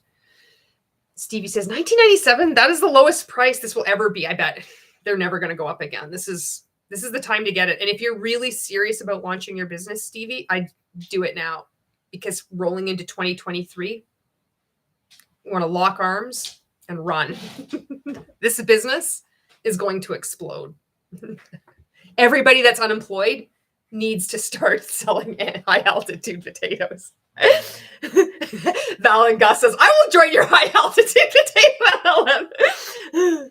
Jess says, desperate to try anything. And Val and Gus says, yeah, exactly, Jess. And they prey on people's optimism too. Exactly. Stevie says, I was such a high altitude potato skeptic, but it's truly the best 2K you can spend. We've got proof rolling in. This is social proof in the comments right here.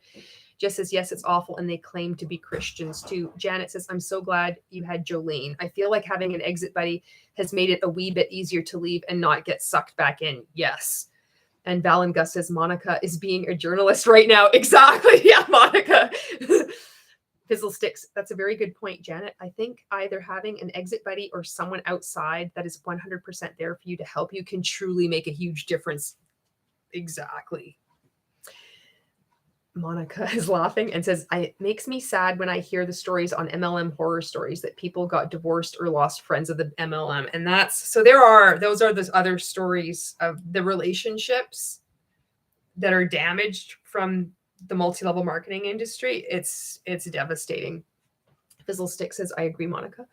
Val, but Gus says, posture on electricity. If someone said your kid was ugly, you'd punch him. Oh my God, the posture. I can't. I heard that so many times. Oh my God. If you don't, I'm sure I don't, maybe you don't know. It's this, he would do this training on posture. Fuck, I can't even go there. I'm not going there tonight. Monica says, and I'm talking about people that have been your friend for years and all of a sudden gone because of the MLM. That happened to me. I hope they get out one day. But I lost it, right? It was fucking weird. It was like a light switch went off. And I had already started taking in anti-MLM content. And when it was clear I was leaving, she fucking changed. It was fucking weird. Ugh. And it is heartbreaking. Val and Gus says it's so heartbreaking, the amount of consequences aside from the financial, and the financial is huge. Yes. Monica says Hannah reacted to a post about the son selling her MLM while stating that her son went missing, all in the same post. Oh my God. Fizzlestick says, I saw that one too, Monica. That was so surreal. Monica says, I'm still trying to process that one. And you know, it's thank you for sharing this. And I think it's really powerful to show people that people outside of this, looking at this, are feeling it. Like, it's like, this is devastating. Like, you're feeling for these people, because when you're in an MLM, for me, I'm like leaving, I'm just like, I can't believe that people care because, and it shows because it's like when you're in an MLM, nobody really gives a fuck because we're all worried about ourselves. It's so competitive. It's like, oh, if I show up here and if I smile this way, maybe I'm going to at some point recruit that person. And so you just think that everybody is like that, and everybody is like that in that world. But outside of it, even just seeing a comment like that, like you're talking about, like you're processing that one. It's fucking powerful. Fizzlestick says, same. How does a person get to that point where their son can be missing, but pitch the business? Just how? That's a problem. I hope that sinks in. I hope that someone points it out to them where they can be like, there's something fucking wrong. That's not healthy.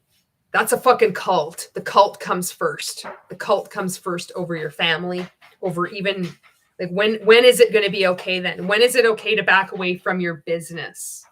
If you want to call it that. Because you're never going to then. If your son is missing and you're still putting your fucking business first, that you think that this is an opportunity because it just seamlessly integrates into every aspect of your life, it's a fucking problem. And Val and Gus is wow. Stevie says that person in the background throws so many things in the trash. There's another show going on back there. It's like, well, what's going on? This is curious. Janet says, no way, Monica. OMG. I didn't see Hannah's video yet. Monica says, I had to do a double take. Hannah was flabbergasted too. Janet's like, Stevie, I know, right? Make one trip to the garbage. Stevie says, wow, Monica, did they find their son? And Monica says, unknown. I hope there's an update. I hope there is too. Oh my God. Everything is always so intense about multi-level marketing, you know? So it's so funny that when I was in multi-level marketing just last year, and when I was getting training, I never saw the amount of what to say against people saying it's a pyramid scheme or anti-MLM. I don't even remember getting training on it. Maybe once. It was always about if somebody doesn't support you or if they're a hater. And it was never like this, not about like anti-MLM, what anti-MLM says. I never got any training on that. I don't remember anything like that. Now, holy fuck. This is hilarious. We're on point 4. We're up to point 4 here. So thank you for bearing with me. Point 4 is what he had said is that all anti-MLMers say this, is that most people never make their money back. Again, I've never heard anybody say this. I've never said this. It's like that what I've heard most people say is that most people lose and have to lose because the business model is flawed and it relies on deception and coercion. That's why. So nobody is saying most people never make their money back. But then again, it doesn't matter because you're not relying on the truth or logic. It's just all deception and name calling. So he said this, and this is fucking, you're going to find this interesting. He said, I wrote it down. One of our clients, Amy, was in network marketing for 17 years. This is a fucking, an example of how he fabricates the truth and teaches his clients to do so. This is about Amy Murphy, who's still in Mon 8 and was in Canada. So she's like one of the top earners in Canada for a time anyway. I don't know if she still is. But he was teaching this, how to craft your story. He would say you can condense time to make your story more compelling. This is the same. This is like a fucking lie. So he's just teaching more deception. So he says, one of our clients, Amy, was in network marketing for 17 years. He helped her make up this story. So what he meant by that is that think back if you've ever fucking purchased anything in network marketing before you even knew it was fucking network marketing. You're like, Stevie's been going on, and that other person that I can't pronounce your name, but you were the first person that brought it up. Thank you. About the high altitude potato. You're like, I really like high altitude potatoes. I don't know what a pyramid scheme is, but you know what? I know my mom liked Mary Kay and Avon and Tupperware growing up, and it just seemed like a nice thing. And so, when I was, 20, I bought high altitude potatoes for 6 months. He'd be like, fuck, you can count that. You can count that as like when you were 20 years old, you were purchasing from a multi-level marketing company, but you didn't see success. And then maybe, 4 years later, you joined another multi-level marketing company. This time you're like, I kind of want to try to sell this makeup. That's the shit that he does. So this story about What he said, one of our clients, Amy, was in network marketing for 17 years, never made her money back. That's what that is. It's complete 100% deception. That's how he coaches people.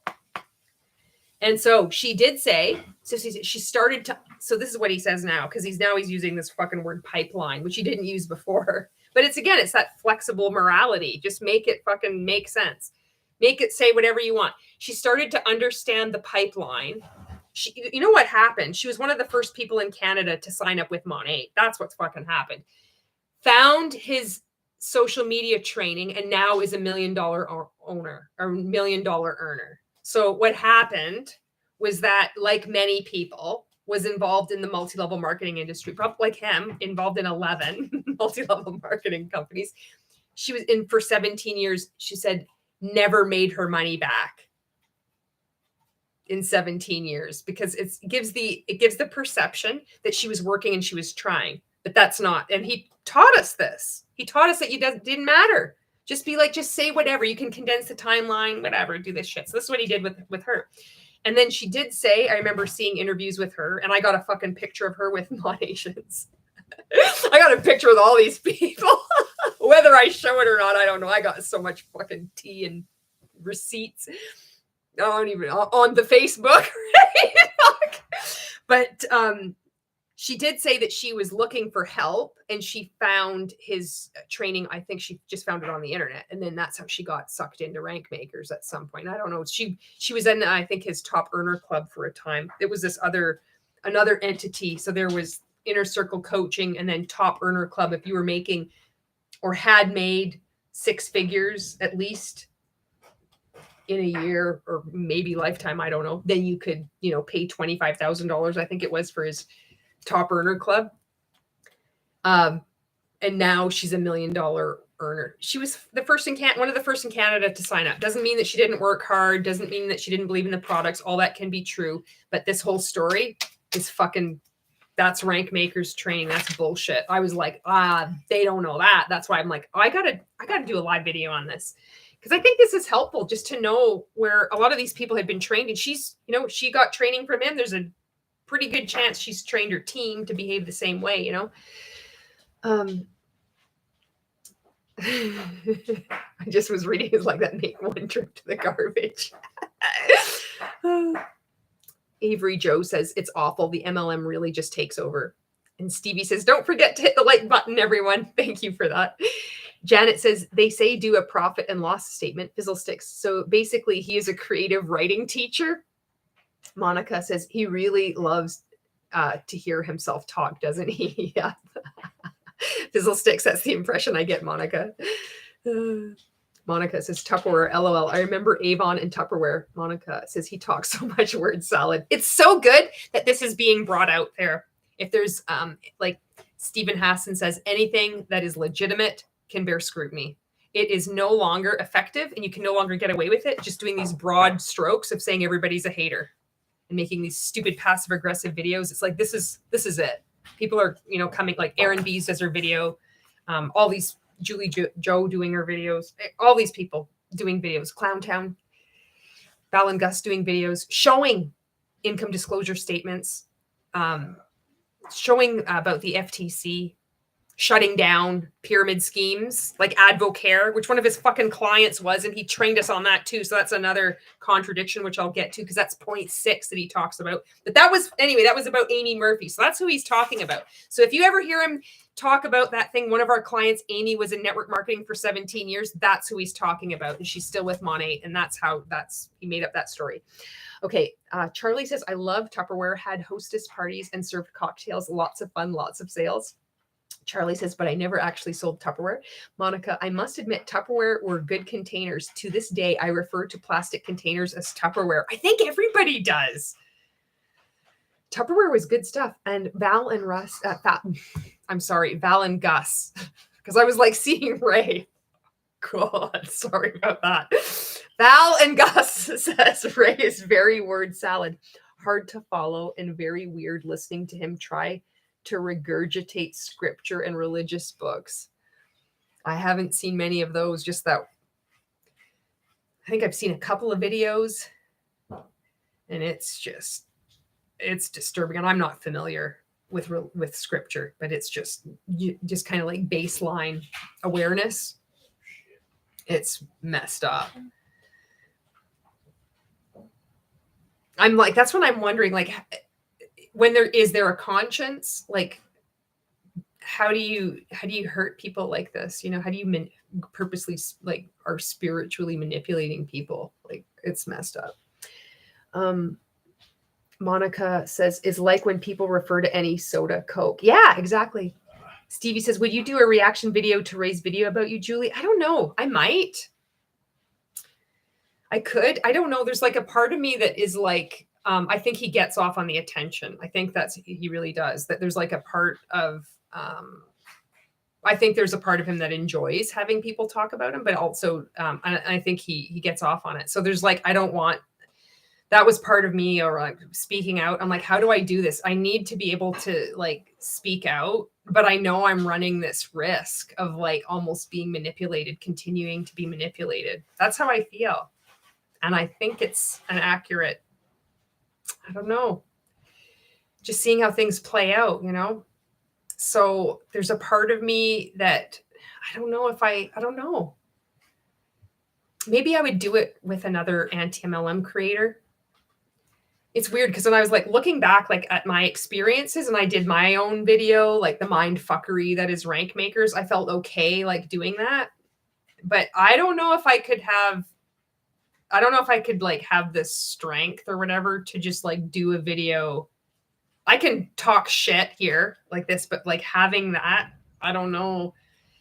I still have a hard time like looking at the content. I avoid like seeing him, you know. Maybe if I was doing it with another anti-MLM creator, maybe I could do it then. I think that might be fun, you know. I could do that. It would be fun instead of like fucking like, I don't know. It's just so weird. I don't know how to explain it. That's just how it feels. These are really good fucking questions. Fizzlesticks, I honestly feel that hate isn't the motive of most anti-MLM. It's concern for people. Exactly. It's not hate at all. You know,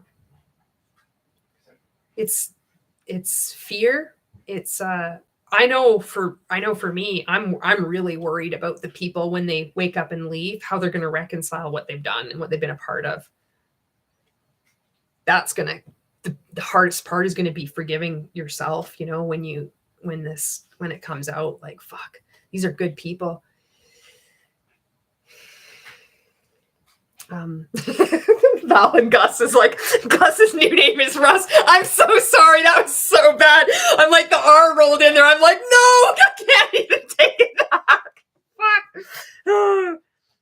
And Val and Gus says, I totally agree, Fizz. I've watched a few recently because he talks about triggering stuff. So I'm seeing if it's triggering before we do the live. Isn't that brutal that you have to do that? And I saw that one video you're doing. You're like, no, we're not watching this anymore. We're just going on to another video. And I was like, that's a good call. It's terrible that you even have to do that, you know? Stevie says 1,000 or 10,000%. It is fuel for him. Definitely hear that. Yeah, it's like, it's fucking weird. Fizzlestick says that's very much appreciated, Val and Gus. I still get angry thinking about Dramus's part of that podcast. Avery Joe says, Dramus. Monica says, question, if you involve religion into the MLM, wouldn't that alienate prospects? Not everyone is religious, so that would be a turnoff. I agree. And I think that they don't care. I think it's about reinforcing the cult. I think that's what it is. I don't like, I know they want to continue to recruit. They're always needing to recruit. But it's this weird thing where, I don't know. It's like they've got to run out of people sometime. But it's almost like they just go together so well, this whole spiritual thing too. That's what was one of the big parts that woke me up and got me out of Mon 8 was this whole religious thing. Because I'm like, what the fuck is this? This is not what I signed up for. At Monations, it was so much fucking religion, weird religion. I'm like, this is not, what the fuck? It was so over the top. So it helped me get out. That's another good question. Janet says, you should only do it when you are ready and it feels right. Yeah. It's weird. It's so weird. And Fizzle Stick says, sorry, Avery. Stevie says, take care of yourself. Was just curious, but really also want you to have boundaries for your health. Thank you very much. These are really good questions. I really enjoy these conversations. Thank you. It's good to talk things out too, like just like in the community or whatever, because you have different perspectives and it's safe to think out loud. Before, it was like when I was in network marketing, it's like you keep it all in, and you should just know, and you should just work on yourself and then fail forward. You just explode into action without thinking. So this is really helpful for me. So thank you. Val and Gus says, I do that all the time. It's okay. Don't feel bad switching letters by mistake. And Fizzle Six says, I do that too, Val and Gus, all the time. Avery Joe says, my parents sometimes call me my brother's name when he's here. And Val and Gus says, Fizz, maybe it's neurodivergence. Maybe it's a coincidence. And oh my God, wait, did they do baptisms in Monet? Did I make that up? I don't know if, I think they did. They did something at Monations like in 2021. And it was like over 200 people came to Jesus or something at Monations this year. And I think they got baptized. I think that's what happened, because it showed like all these women with those fucking hats. And then they're holding Bibles up, and it was like in the arena. And I'm like, are you fucking kidding me? Like, it was just so fucking weird. Avery Joe says, they did indeed, Val and Gus. And Fizzle Stick says, you didn't make it up, Val and Gus. I've seen clips of them doing that. And Monica says, wait, how it went from shampoo to baptism. That was, for me, that was enough. But I had started to question beforehand, and the questions really started. The questions had been there, and the contradictions had been there from day one when I got into Monet. And even in Rank Makers. They were always there. But I allowed myself to start questioning first from Rank Makers and then with Monet. That's how it kind of started. Rank Makers led me out. And that was one of the final things that made me get out of Monet, was seeing that, like, that shit show that was Monations. It was so weird, religious stuff. And Kay says, yep, or baptism in the pool, right? And Avery Joe says, yep, in the pool. This is really good, because I'm learning what happened as well. And Valangus says, that's so fucked up. Like, keep baptism out of, keep people's faiths out of it. I agree. I respect people's faiths, and it's like tying it to a multi-level marketing company. It's just so messed up. It's really disturbing. It's manipulative. Janet says, I know when all 4 of my kids were little, I'd go yell, talk at one of them and go through all 4 of their names before I finally got to the right name. Kay says, I hope I'm saying your name right, by the way. I'm sorry. Definitely not a cult. Nope, not at all. It's definitely, no, we're not a cult at all. And Avery Joe says, keep baptism in the church. Okay, 0.5 that he said is that all anti-MLMers say this. And this is the thing. Nobody says this except the first 2. Yes. But the 5th one, I've never heard anybody say this either. I haven't said this. Why don't you do a real job? No, that's what he would say. He would say something that, like, condescending. People will say it's worth it to get a job. Like, it's better to get a job, but not like, why don't you get a real job? Not like that. I know you're going to earn more money by getting a job. That's what people are trying to help people that are exiting, people that are questioning, starting to wake up, that you're going to make more money at a job, and not by saying like real as if it's just like the way it's phrased. It's like the way he says everything. It's always so fucking mean, like everybody's so stupid and you're just a fucking dick. Like, it's like when people are saying it's like, get a job, it's like there's this genuine concern. I know when I left, I'm like, I was terrified that I was not going to find a job, because it was this same like cult phobia. Even though I was 42 years old when I got in, I was 47 when I got out. I had a life before this, but it fucks with your head. And I'm like, no, I have no skills. Nobody's going to hire me. Oh, what am I going to do? And I was able to get a job, and I couldn't believe that I was making money because I had been making fuck all when I was in Monet and paying out so much because I needed to invest in coaching to improve my mindset, to undergo total transformation, because I was self-sabotaging myself so much that I was limiting my growth and not maximizing my potential. And so it's like people are like, when they're saying it's like to get to encourage you to find work, it's about you're going to actually be able to critically think, get away from the cult, and earn money, which was the whole point, which is when Monica pointed out really cleverly, whereas people say, oh, we're just about helping people. It's like, no, the whole point was about making money. You're not making any money when you're in there. You're not doing a profit and loss statement. You're spending more. Anything that you're making, you're investing into yourself or whatever. That's what people are saying. They're not saying it's like, why don't you do a real job? Like, you're not into that. It's like people are concerned because you're in a cult. And by now, we all know somebody that's been involved in one of these things. I think that's maybe not. I don't know. There's been so many people that have been involved in multi-level marketing. I think it's a safe bet to say, or there's like a few degrees of separation. Somebody's been known somebody burned by an MLM. That's why they're talking about doing a real job. They're concerned. And Jolene says, it's scary looking back now. I didn't connect the religion thing and cult thing. They were even giving these converted people free religion books. Are you kidding? I didn't know that. It was like you belonged to this amazing thing. Charlie says he talks about passive income. A pension from a job is passive income. Yeah, there's that. There's always like the real things. Avery Joe's like, not a job. Monica says, how do you go about selling a product for an MLM when they start producing new products?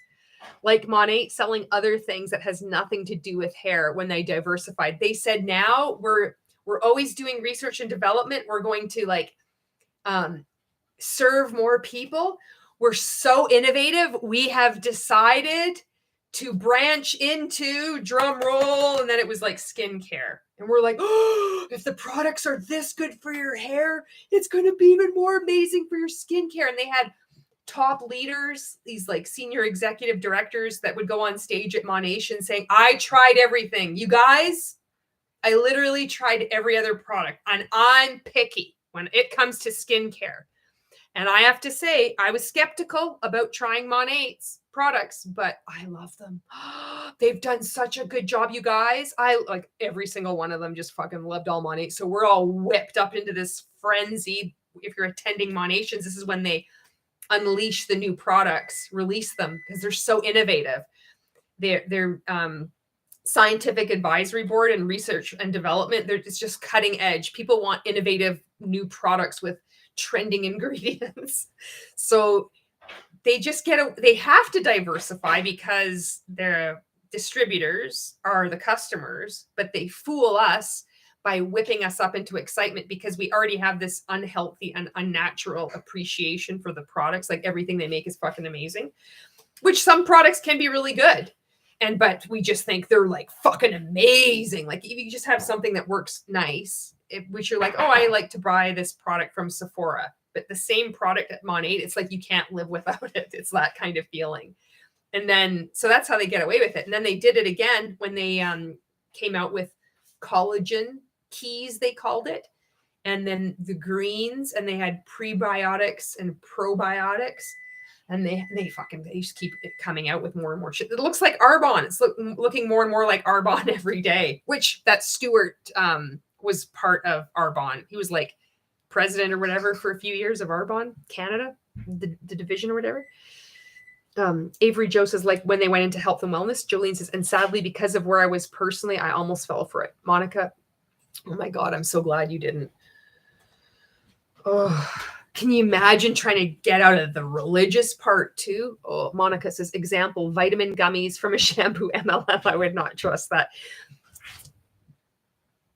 Exactly.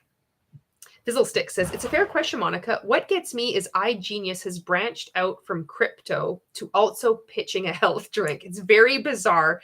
And how, as a rep, do you process that? This is what I think.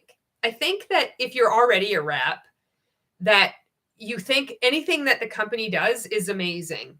So they can do anything because you're in a cult. So you'll just accept it. It takes very little to convince you. You're just told it's fucking amazing.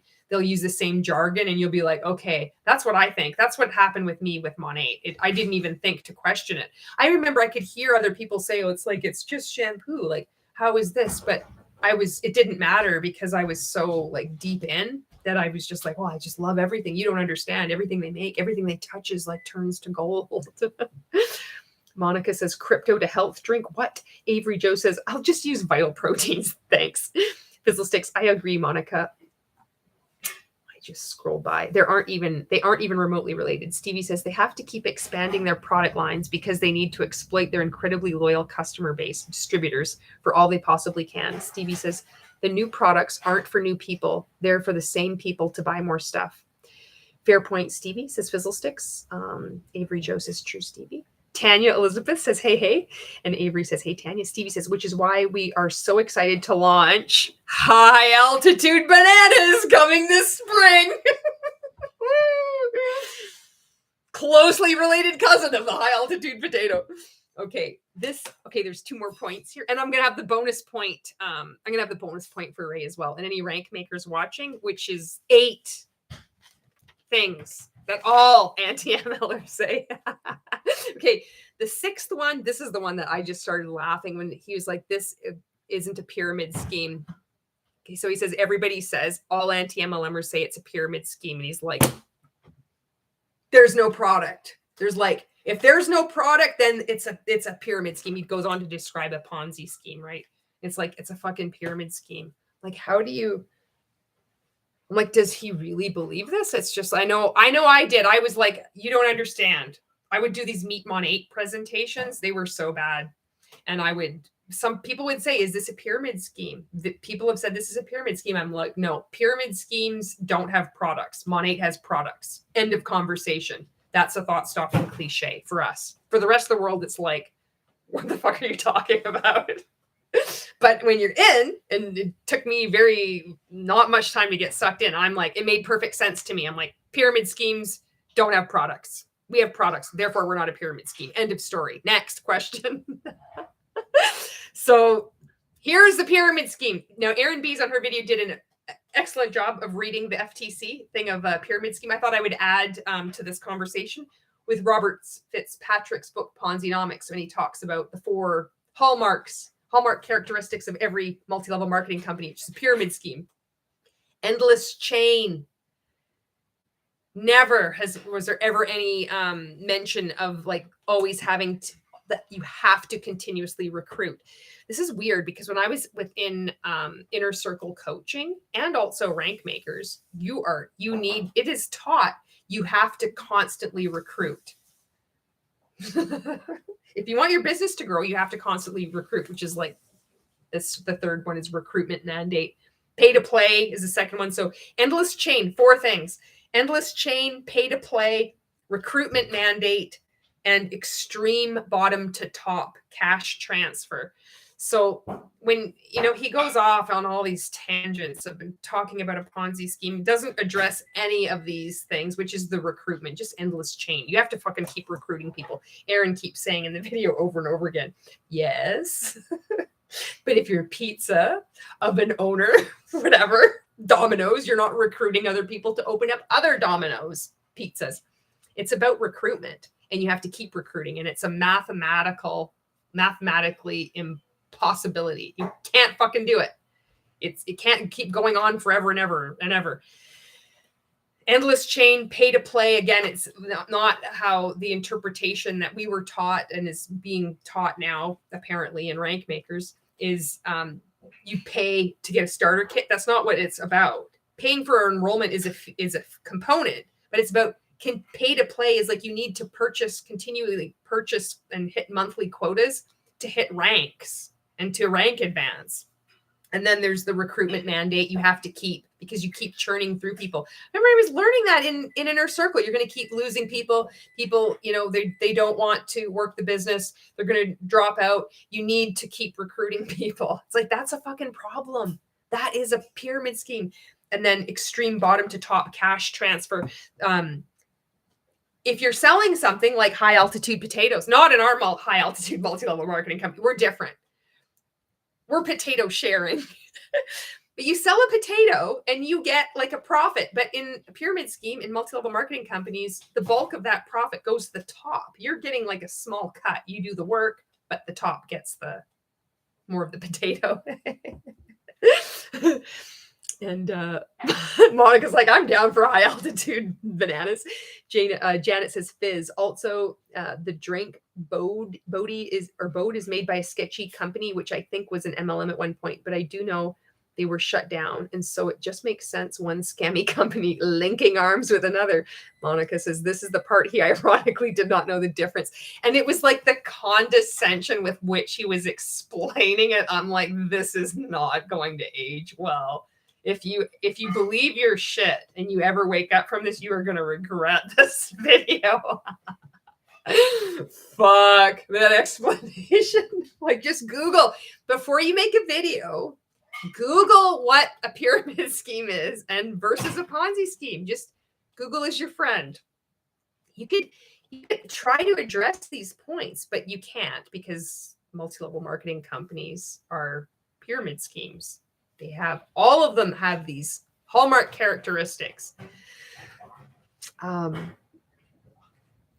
Fizzlesticks says, very fair point, Janet. Fizzlesticks are going on tangents a technique. Yes, for obscuring the fact that the person doesn't actually answer the question. Yes. And word salad. And Tanya says, yes, in my opinion, Fizz. Val and Gus says, that makes a lot of sense, Fizz, deflecting from the actual point. And Monica says, I don't think Ray could take Master Fitzpatrick face on. Nope. Can you imagine a debate between these two? Mr. Fitzpatrick would destroy Ray. Yeah, there would be no contest because there's no self-awareness. It's like there's not, you got to first know the definition of the word posture. Rachel's like, oh no, contest. Okay. Yeah, that was really funny. I laughed so hard at that. I thought, oh my God. Oh, and he says this too. This was so funny. And he says, when you ask someone to define what a pyramid scheme is, you're just going to have silence. So the title of that video was that all 7 things all anti-MLMers say. I'm like, if you ask any anti-MLMer what a pyramid scheme is, you're not going to have silence. You'll get an answer. You'll get some insight. You'll have a good conversation. You'll hopefully get some cognitive dissonance going on. You're not going to have silence. And then he says, there's multiple, he says this deflection. I can't even talk. I'm making up words now too. Did you see, I don't know if you have Netflix. I just watched this movie last night and it reminded me of this whole thing. It's called The Glass Onion, something The Glass Onion. I thought it was really funny. And there's a dude in there and he's using words, like making up words, like abbreviate. And I'm like, oh my God, it reminded me just of the multi-level marketing industry. And it's just like, if you have a lot of money and people just look up to you and you just pull strings and you just say whatever, people just believe you, you get away with so much stuff. But he says this thing. And I remember I purchased one of his influencer courses and he had recommended all these books. And of course I bought everything. So I bought all these books and I was reading them all. And he does this. It's like when you order someone, it's almost like a hypnotic effect. I have no idea if this is even true or not. Maybe you see through it. But at the time I'm like, fuck, all this stuff is amazing. He says there's multiple ways to shatter that it's a pyramid scheme. I'm like, there's not. There is no way to shatter it. It's only like you're just not talking about it and like fucking around with people's minds, not actually addressing what it is, not addressing the 2 of the points. Okay, all the other ones, not even what anybody says. You're not even listening, dude. To have a conversation, you need to listen. That means stop talking to listen. But he says, trust me. Anybody that says fucking trust me, especially if they're in multi-level marketing, don't trust them. But he's like, trust me. The people that are saying it, and the way I was like, oh fuck, I remember being coached to do that. That's a manipulative tactic. The 7th one that he says is that that everyone that is anti-MLM, all people say this, is that You have to harass your friends and family. So nobody in the anti-MLM that I have seen says you have to harass your friends and family. They say you are harassing your friends and family because that is what is happening. And it is taught in the network marketing industry, particularly within rank makers and 100K inner circle coaching, to harass your friends and family, although it's not phrased that way. Because if they don't support you, then you need to prove them wrong. And you just ignore them. You go and you purchase the course and attend the event anyway. You need to, you're not harassing them if you're just presenting them with a business opportunity. You have literally, the business has the potential to literally change someone's life. Would you be so selfish to keep this to yourself because you're afraid of someone saying it's a pyramid scheme? You owe it to those people that are like you, that have suffered abuse, to show up powerfully for them. This is the shit that he teaches, and coaches, and you're just like, oh, okay, I'm going to do it. You get all jacked up. You're like, okay, I got to do this. So he teaches this, that you are harassing your friends and family, but then says, don't say it in this way, give them an out. But if they don't encourage you, well, then fuck them. They're haters. Like it's so messed up. So nobody that I've seen within the anti-MLM movement says to people, you have to harass your friends and family. I've pointed out, like with my own experiences, when I see, like, your behavior is harassing your friends and family, and you're alienating them, and you're hurting them, and you're destroying relationships. That's what you're doing. And so that was the 7th. And I've got a bonus tip that he totally missed. And I can't even believe it. This is the fucking elephant in the room right now. So one thing that a lot of anti-MLMers say, the 8th one, the one that you missed, is that multi-level marketing companies and the industry, it's fucking commercial cults. Go debunk that one. But you probably have to use these horrible examples of Nazi prison concentration camps. That was always the example that he'd go fall back on. Kay says, I love Glass Onion, such a good sequel to Knives Out. I haven't heard of that one. Say anything with enough confidence and people will believe it. I've got to scroll back here. I just missed some comments. Janet says, Fizz, Vema agrees to ban on pyramid scheme practices to settle FTC charges. And Fizzlestick says, thank you so much for the link, Janet. Thank you for sharing these links in the comments for people. Janet says, just in case anyone wanted to read about the scam. And Val says, why is he so condescending? I think it's self-esteem. That's what I think. This is my completely uneducated, non-expert, complete opinion, is that I think a lot of this behavior stems from there's so much contempt because he has contempt for himself. That's what I think. That's why he treats people like this, because he doesn't love himself. And this like constant need for attention and validation. So like, how is it, when you have so many people, like, so you look at Keith Raniere and Nexium, people are paying tribute to him. And that's what they called it, tribute to Keith. We had to give gratitude to Ray and to rank makers. And like when we were in inner circle coaching, we would be like, go into rank makers, and this is your assignment for today.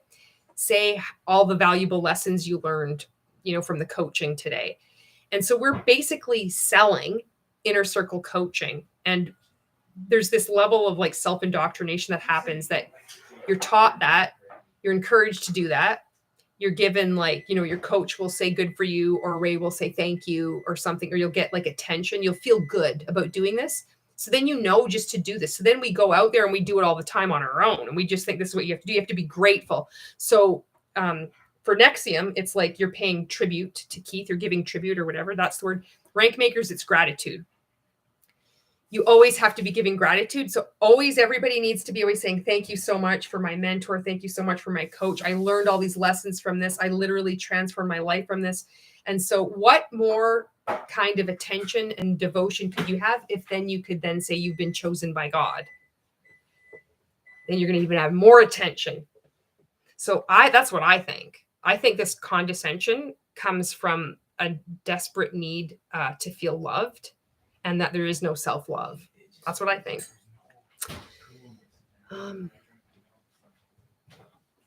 And Janet says, just in case anyone wanted to read about the scam.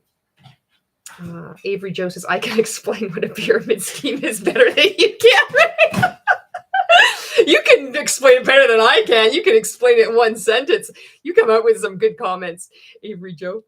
And Janet's like, this. Monica says, what is infuriating is he makes it sound like we are stupid. And this is cool because you're outside of this, Monica, right? Like you're like not even within MLM and you feel it. So that's how I felt too. And that's how many of us felt like when you're in Rank Makers and Inner Circle coaching as well, you feel like you're just an idiot. Like, and there is a manipulative tactic going on and in the multi-level marketing industry too, is that, well, if you don't know, this is such an easy concept. If you don't understand it, well, and they just gloss over it. They don't fucking understand it. They don't know how to spell it and they don't know how to explain it.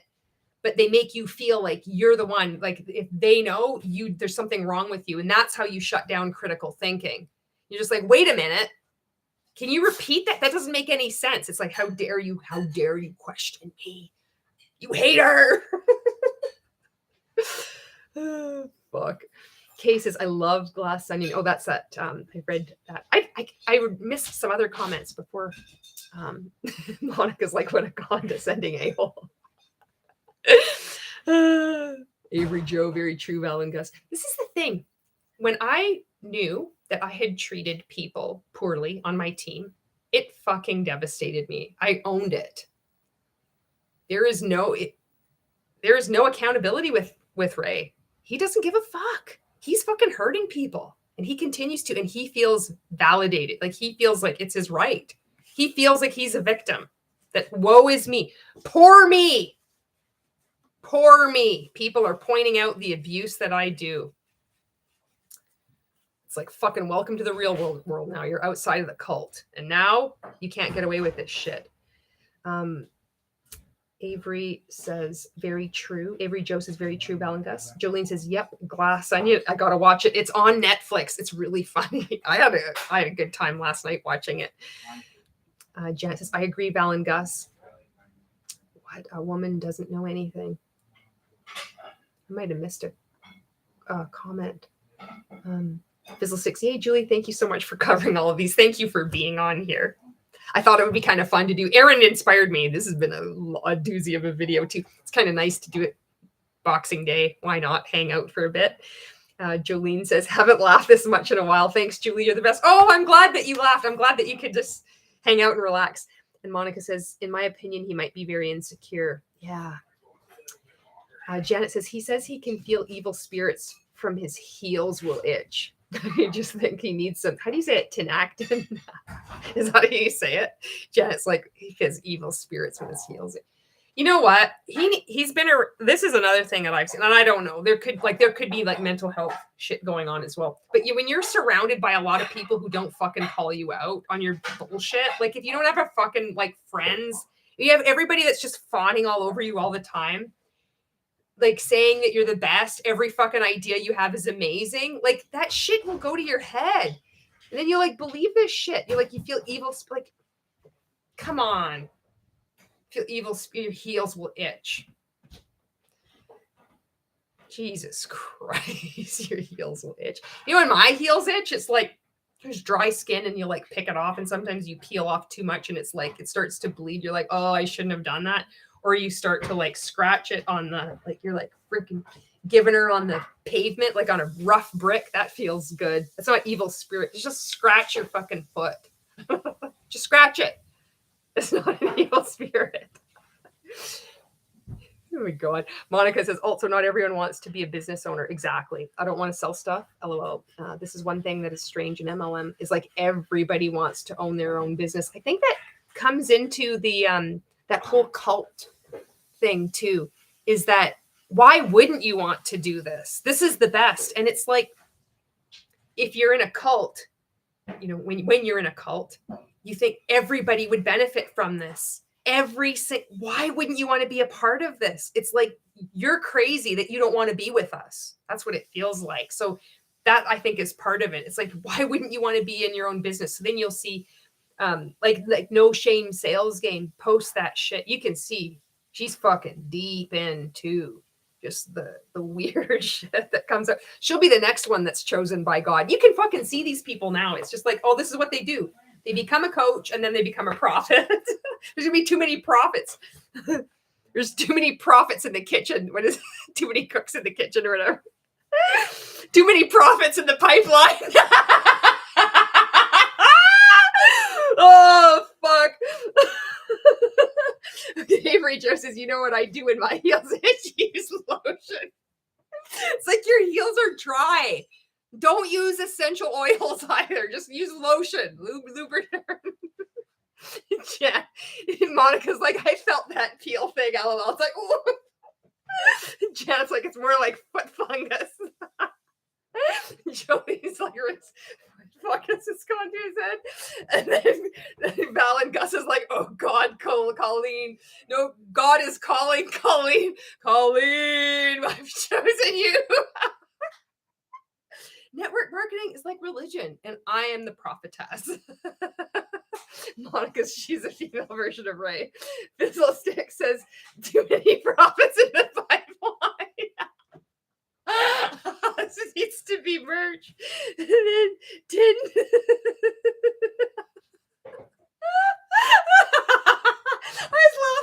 I was laughing at the whole video. It's just like Aaron's expression and then this. I love the alliteration. You know, another thing I learned from rank makers is if you get a K in there.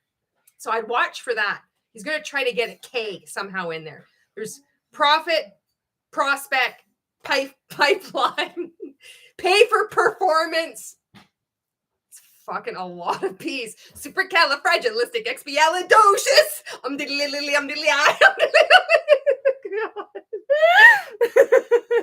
Oh, Janet's like, I'm dying. I need to watch Aaron's video. Okay, I'm going to end this. I'll say, like, thank you so much for hanging out with me.